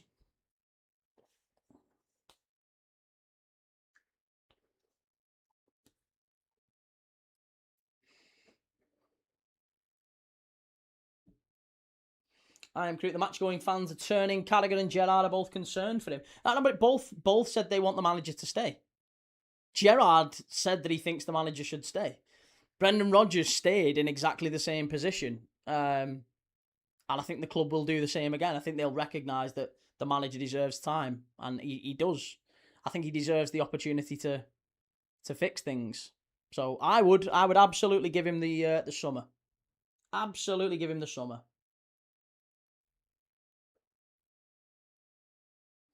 For duck's sake says, for people who say slot out, what would him leaving accomplish?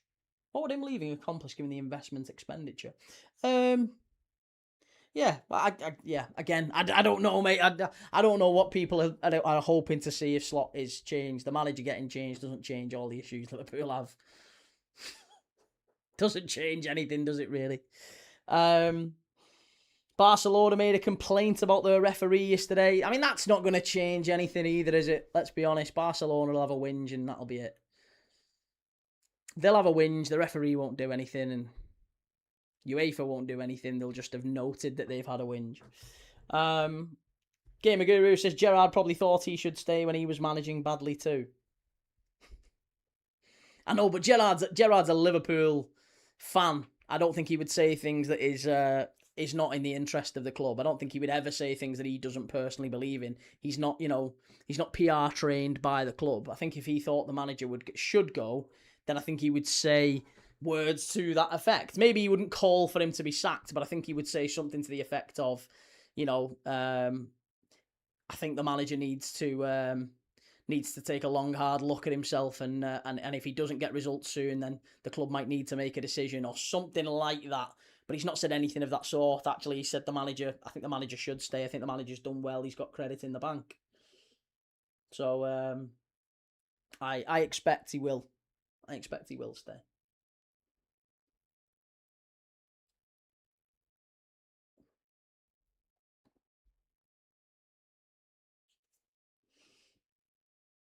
Seeing as 3 months later Rodgers got sacked, won't the club want to avoid the same situation? No, because it's not quite apples with apples, is it? Rodgers didn't win a league title, and also Rodgers pushed hard for Christian Benteke. That didn't work out. Slot is not within that framework, is he? Slot will have to work within the framework of the club.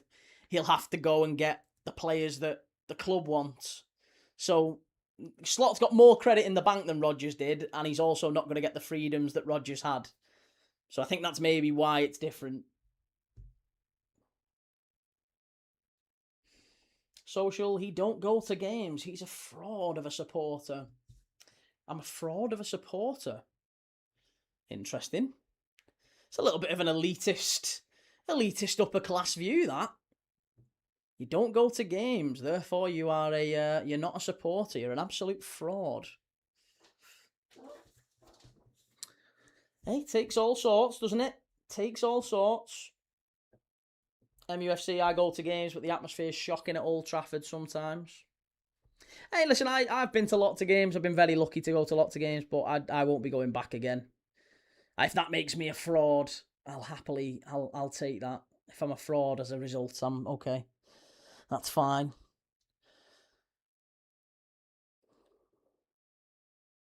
Sarah says, Gerrard said the other day he thinks Slot should go. Gerrard never said he thought Slot should go. Gerrard's not said that, Sarah. Where have you said that? Where have you seen that? Gerrard, are we on about the overlap interview?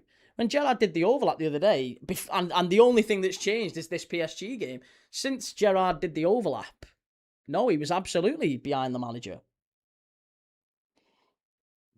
Absolutely, he was behind the manager.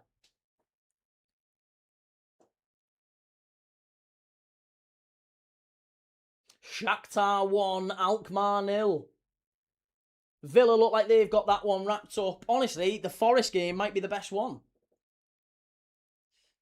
Gerrard said that he was concerned for the manager's future. That's not really saying I think he should go.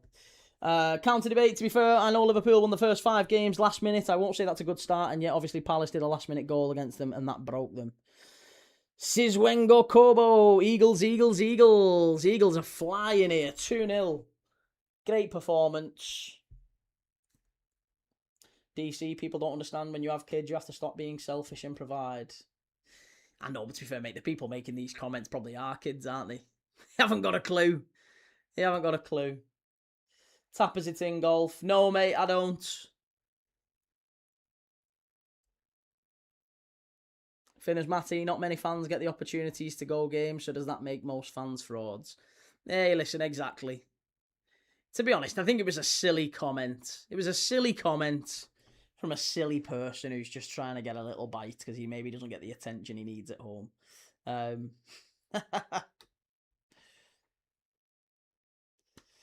Now that Isak is back, I'd put Ekatike left wing and Isak up top. Ekatike, bloody hell. Not sure I'd put Ekatike anywhere close to that Liverpool starting 11 at the minute.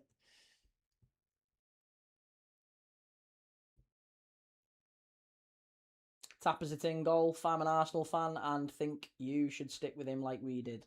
Yeah, exactly. I think that you've got to trust the process. You've got to stick with the coach, stick with the manager. Patience tends to pay off in the end. That's usually the case, isn't it? Come on, Key, sing. I don't know that one. Oh, Palace it in, maybe. Oh, Dodo just gets back in time. Just in time. So close. Freiburg 3-0 now against Celta Vigo. Absolutely flying. Thursday, putting Ekatike on the wing should be considered a war crime. Might as well put him at centre-back. Yeah, no, not good. 3-0 Freiburg. Porto 1, Forest 1, Bologna 0, Villa 2. And this one, Palace 2, Fiorentina 0. Been a very, very good result, this one, if they manage to hold on to it. I am Crute. The only chance we have in the second leg is play 5 in midfield and box them out. Listen, I think Anfield, if the fans turn up, which I really hope they do, then I think Anfield can be a difference maker for us. We'll get chances against PSG at home. We will. They'll give up chances. We'll make it difficult for them. And as long as we can, we'll have to play very, very well. And if we do, then I think the manager will deserve a lot of credit for it. But then again, if we go out, then it's PSG. So I'm not sure the manager can get too much stick for going out to PSG. Obviously, there's a way to lose as well. There is a way to lose. This Dudu guy is actually good, but reckless at the same time. He's a very fast fullback, but yeah, he does fly into tackles. And I think the manager, Vanoli, will say, you really didn't need to give that penalty away. Tom, are you sure we won't concede as well? Well, we've got to go for it, haven't we? That's that kind of the risk you've got to take. You can't expect totally to be perfect at one end and, take some chances, take some risks at the other one. Liverpool are getting too much criticism at the minute, or a lot of criticism for being too passive. They've got to go at PSG. That's going to leave the door open for PSG to maybe take some chances, and we're gonna concede some opportunities ourselves. So we're gonna have to ride our luck. That's the position we're in. You know, I'd much, put it this way, I would much rather go at PSG, and if we concede one on the counter, you know, at least we had a good go at them. But no matter what happens, there'll be Liverpool fans who say, "Oh, why don't you keep it tight? Why don't you keep it tight and try and nick one and make it 1-0, and then they'll panic then." He can't. The manager's not going to win. He won't win. Doesn't matter what setup he makes next week. I am Crute, seeing as you said you don't want Alonso. If the club did change the manager, who would you want? It's really tough, actually, because I don't think there's anyone out there that I'd be mega excited by.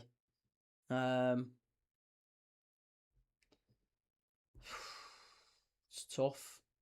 It's really tough. I like Andoni Iraola. Quite like Andoni Iraola.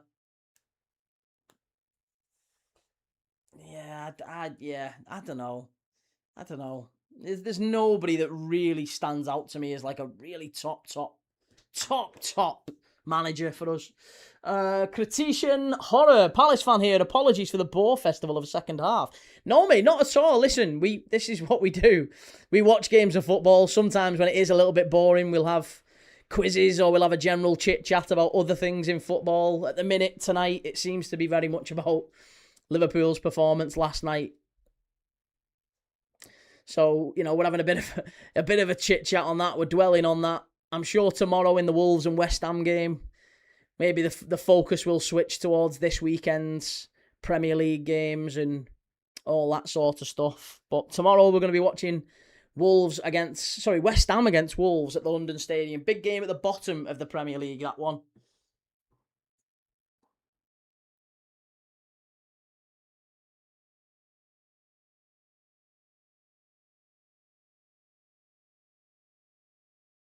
DC, would you say the PSG team is the best team since prime Barca? Not saying they're better.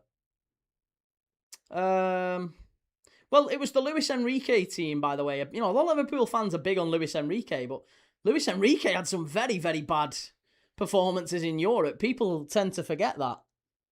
Luis Enrique was manager of Roma, and they went out of Europe to Slovan Bratislava at the first round. He was also manager of Barcelona, the great Barcelona, when he had peak Messi, peak Suarez, peak Neymar in attack, peak Iniesta. You know, great Barcelona side, arguably the best ever. And they went out against Atletico Madrid. It was a very good Atletico side, but not one that the best ever Barca side should have gone out to. So, yeah, he's had some disappointing performances as well. Ruben Amorim's a free agent. Trust me, you want him as Liverpool manager. Listen, do you know what? I actually don't mind Ruben Amorim. In a funky, weird kind of sort of way. I think Ruben Amorim, persona-wise, had he not been Man United manager, would probably be closer to what I'd like. If he'd not, I think he's United manager. Now he's done that. He's never going to be Liverpool manager. But I think persona-wise, he's kind of closer to what I'd want. I like the way Ruben Amorim is with the media and I like that he's brash. I like that. I liked that. I like Ruben Amorim as a manager, as a tactician, and I didn't think United should have sacked him, by the way. I think Ruben Amorim's a very decent manager. He'll have a good career when he leaves.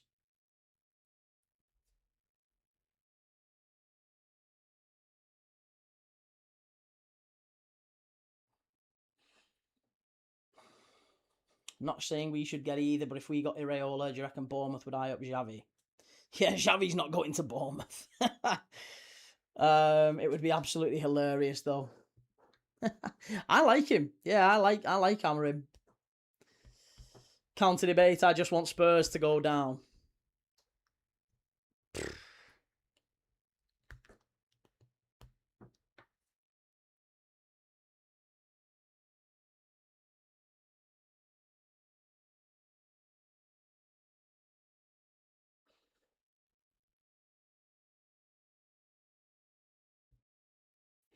I'd love to see Xavi at a smaller club like Brighton or Bournemouth. Can't see Xavi going and managing the Prem, if I'm dead honest. Fazzini's just come on for Jack Harrison. Palace now pushing for that third to kill the game off. Really kill the game off. Big chance here. Sarr stood up far post. Mateta. Oh, no. That was a massive opportunity. Mateta backstick. Should have been 3-0. Should have killed the game off. CB, I liked Amorim as well. Our board is just too soft. Zidane is the man for Liverpool. If not, it has to be Rooney. You can't give Zinedine Zidane Liverpool job. Why has Mateta done that? The way that he's jumped there, he's kind of heading the ball while he's on the way down. Are you prepared for the most boring semi-final ever? Arsenal Atletico, sleep streaming coming. Hey, do you know what? If ever there was a side who could beat Arsenal, who could out Arsenal, it is Cholo Simeone. Cholo Simeone could absolutely out shitbag Arsenal, couldn't he? He is the absolute ultirat. He could do it. That would actually be quite funny. In a weird way, I actually think Atletico have got a better chance of beating Arsenal than Barca have. Red card for Villa.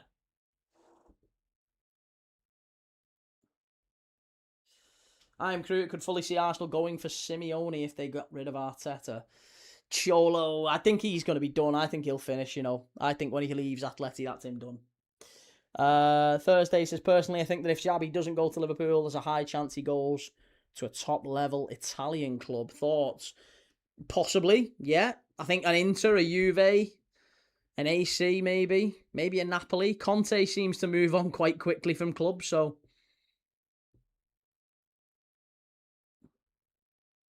Do you know what?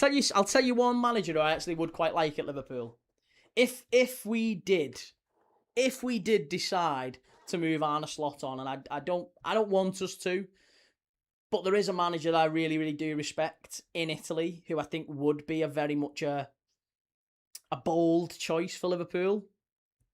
Max Allegri. Massimiliano Allegri from AC Milan. I really, really like the way that he sets up, the way that he conducts himself. He's never played in the Premier League before. He's never managed, but he's a very talented manager. I like Max Allegri, and I think he could. I don't think he ever would. I'm not saying that's the type of manager Liverpool would ever go for, but I think that wouldn't be a terrible appointment. I really do. I think that wouldn't be a terrible one at all. DC, I'd love to take the chance on Fabregas. Fabregas, not a Liverpool manager either for me. Not Fabregas, not Flick. Counter debate, do you think it's time for a big team to give Frank Lampard a go now? Don't let the Everton fans hear you saying that. Pongracic has just gone off for Camuzzo. Fiorentina trying to just move up the pitch a little bit more with that sub. Thursday says Arsenal v Atletico will probably be a Harambol final. Semi-final. Mourinho would probably ascend from the mortal plane from watching that football match. And counter debate, do you think it's time for a big team to give Frank Lampard a go? No. Getting promoted with Coventry, I'm not sure is a particularly massive achievement. It's an achievement, but I'm not sure it's one that you'd look at and go, oh yeah, he's got to get a job in the top now. He'd still be getting it on the basis that he's Frank Lampard. If his name was, I don't know, Roy Wilson. If his name was Roy Wilson and nobody had ever heard of him, I don't think anyone would really be saying, yeah, that Roy Wilson, give him a job.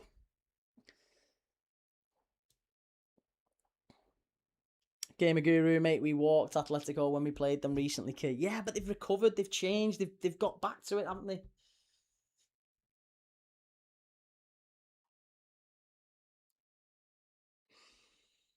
Bigger CS. Anyone fancy going to Paris? Why? What's happening in Paris? What's happening in Paris?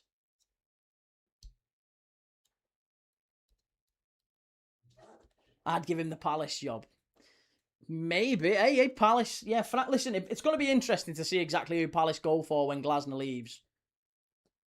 I'm intrigued to see who they'll go for and whether or not they'll be able to... Will the board give him the money? I think that's ultimately what Oliver Glasner was really frustrated with, wasn't it? That he had Eze, he had Gay, he had Wharton, he had the bones of a really, really good side, and the board were like, yeah, no, you've won the FA Cup and you've got into Europe, and Glasner was like, listen, give me some money and I'll convince these players to stay. I can convince them that Palace is the future, that we can kick on and become a Champions League club. And they might have done. They genuinely might have done. Palace could have been where Villa are now if the board had backed Oliver Glasner, but they didn't. And you know, they kind of were happy to let Gay go and Eze go and Elise go. And I think Eddie Howe deserves a big club now with a backing. Bologna 1, Aston Villa 2. Ooh, Jonathan Rowe. Jonathan Rowe, an Englishman, has scored for Bologna. Ex-Norwich winger Jonathan Rowe has scored a late goal, 90th minute, to make that tie now finally balanced, going back to Villa Park.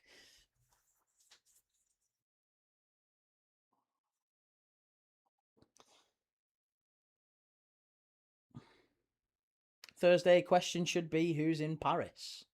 Who's in Paris? Who's in Paris? I don't know what the question... I don't even know what that means. Who is in Paris? Lots of people, I guess. Parisians. Hugo Ekitekers, how's the game going? Okay, Palace are 2-0 up against Fiorentina.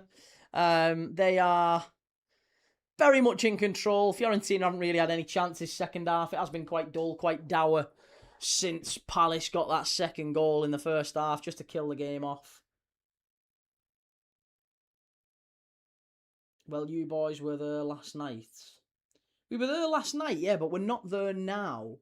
And why would we go back there? I don't know what you mean about going. Who fancies going to Paris? There's not going to be anyone going to Paris. No, the second leg's back at Anfield, mate.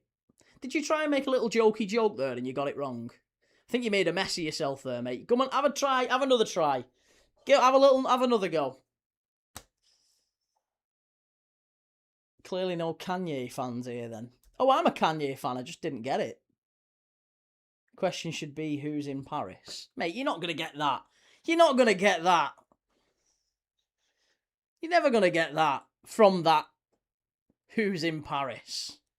As if anyone would have jumped to the Kanye song there. Gamer Guru, Palace will never grow into a top 16, but FA Cup and Conference League trophy, any Palace fan would be happy with that. Oh, I mean, listen, Palace have never been in Europe before this season. So, of course, they'd be delighted with that. And they are delighted with that. But I think the frustration from the manager, and it's understandable frustration, I've got to say, is that they didn't capitalise on it. Because I think that would be the big thing, wouldn't it? As a manager, you'd be like, listen, I've built this amazing thing. I've got us to FA Cup finals, and we've won the FA Cup, we've won the Community Shield, we've got into Europe. Like, that's huge. We're now floating around outside the top 6. We can compete with these teams. If you give me some money, I can sustain that. And he didn't get it. And that's got to be mega frustrating, especially then when you're getting players sold from, beneath you. He basically threatened to quit, didn't he, Oliver Glasner? He said, listen, if you sell Mark Gay to Liverpool, I will quit the club. And the club said they pulled the plug in the last minute. Mark Gay was there in a Liverpool top. He was ready to go.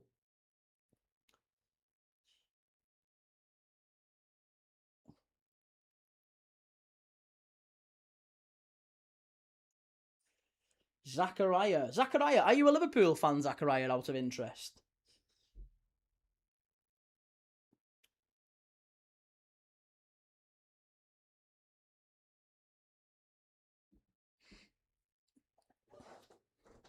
Sam, Liverpool were lucky to leave Paris having only conceded 2. I mean, to be honest, we were lucky to leave Paris having won 1-0 last year. It's a fine, very difficult place to go. And as Luis Enrique said, it was a game of fine margins at the end of the day. I think if they don't score a deflected goal early on, then the game's completely different, isn't it? Completely different game. Eagle Nate, Parish's ambition is not getting relegated. That's all he cares about. Once his shiny new main stand is done, the PDL, Parish Defence League, will be out for blood for those of us who want more ambition. That's true. That's true. And it's sad to see that, isn't it, Nate? And good to see you again, mate. Really good to see you on the channel again. It's got to be frustrating for Palace fans. As an outsider looking in, again, I wouldn't profess to know. I'm a Liverpool fan. I wouldn't profess to know, but I can imagine that must be incredibly frustrating.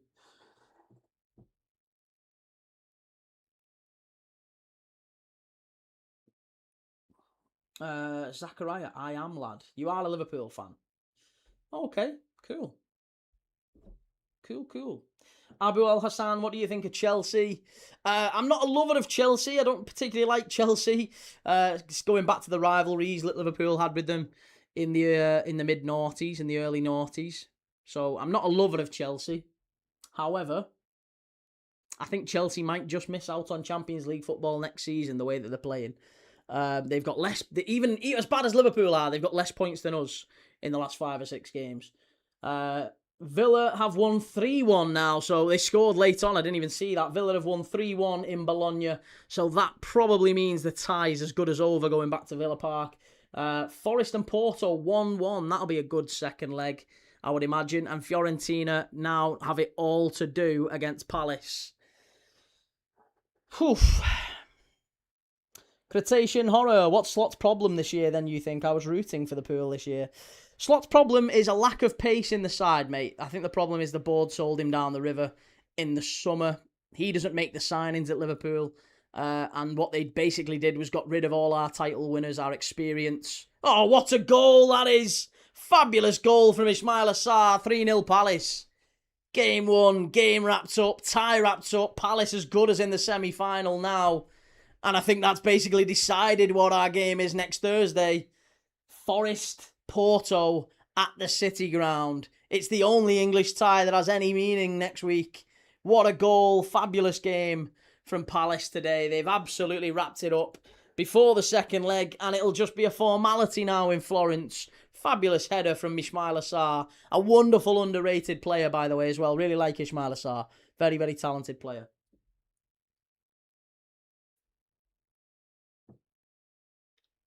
Very, very talented player. Mainz 0, Strasbourg 2. I said that, Mainz. Mainz winning it, wrapping it up. Zachariah, so you're going to point out the fact that the guy brought in Naoni and Gakpo before Salah when the team needed a goal. Salah's not part of Liverpool's future, mate. Salah has already decided he's got one foot out the door. His performances recently have been, quite frankly, a little bit telling. I would say that he's not one for the future. I would quite happily leave Salah on the bench to the rest of the season, and that's no reflection on Salah the player, but I think his mind is outside the club now. He's made that quite clear, so I don't think he will. I think Salah will play, but if it was up to me, I would leave him on the bench. I think Salah's performances have been very, very poor, and his effort has been very, very poor on the ball and off the ball. It's just not been good enough for a long, long time. And now we know that he's leaving the club. I just don't think it's worth playing him at all. I think it's only going to be worse from Mo Salah.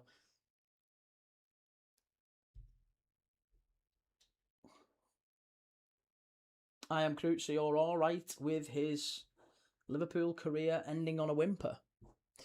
It's not that I'm all right with his career ending on a whimper. It's ending on a whimper.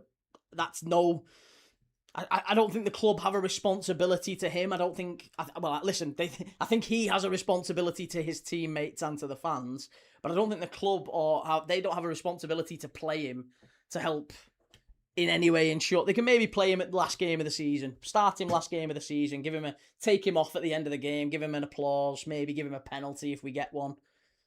But let's be honest, that's not our focus. Our focus is on qualifying and winning games of football. Mo Salah's not going to help us do that. Corner for Palace. Fagioli's gone off for Mandragora. Corner for Palace. Could be 4-0 here. Header, yes, it is. Is it going to count? Oh, it's been chalked off. The referee's chalked it off. Lacroix's not happy. I think there was a little bit of a match. Oh, it was a little bit of a shove. Oh, that's ridiculous. Shoving contest. Ismail Assar. That's so silly. Never should have been... That should have been 4-0, That should have been 4-0. 4-0. Finners Matty, I really like Ismail Assar when I'm watching him as a neutral, but not when we play against him. He always scores against us. Best result at Selhurst Park all season. It's been very good, this.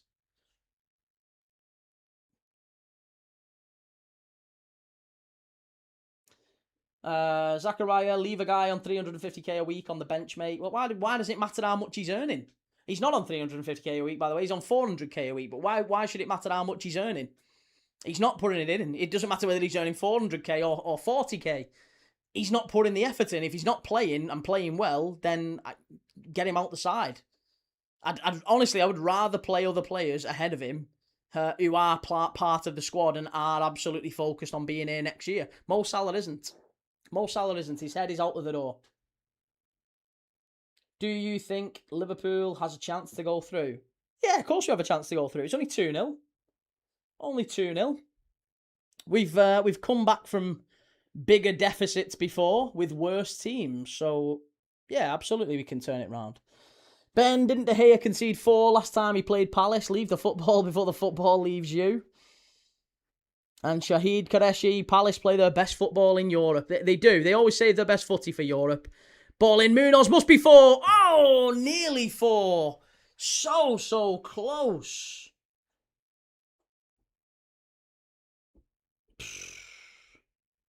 Freiburg 3-0, Porto 1-1, Bologna 1, Villa 3.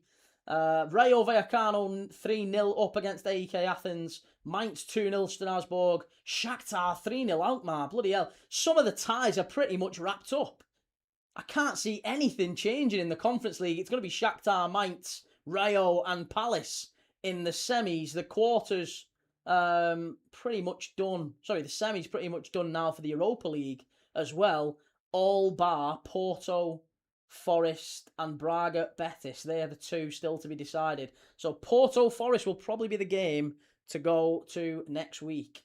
Zakaria, Salah still undoubtedly our best player. No, he's not, mate. He's nowhere near. He's nowhere near. Salah is nowhere near our best player. He's not played like that anywhere near this season. He's been dreadful for large parts of the season and certainly in the last few months since it's become apparent that he's going to leave. No, shocking. Right. Palace 3-0, sorry. Palace 3-0 up against Paolo Vanoli's Fiorentina. That game is done. And I think now we're talking about semi-finals for Palace. The next leg should just be a formality. I really appreciate everyone that's watched, that's shared, that's liked, that's commented. If you haven't yet, do us a favour. Make sure you've left a like on the video. If you enjoy these watch-alongs, you want to see more of them. If you're coming back tomorrow for Wolves away at West Ham, big relegation scrap tomorrow. I'll be live for that same time, 8 o'clock. West Ham against Wolves. Well, it's 7:30. 7:30 we'll be back for that one tomorrow. Bit of a 30-minute build-up. If you enjoyed the quiz tonight as well, we do a half-time quiz every single day.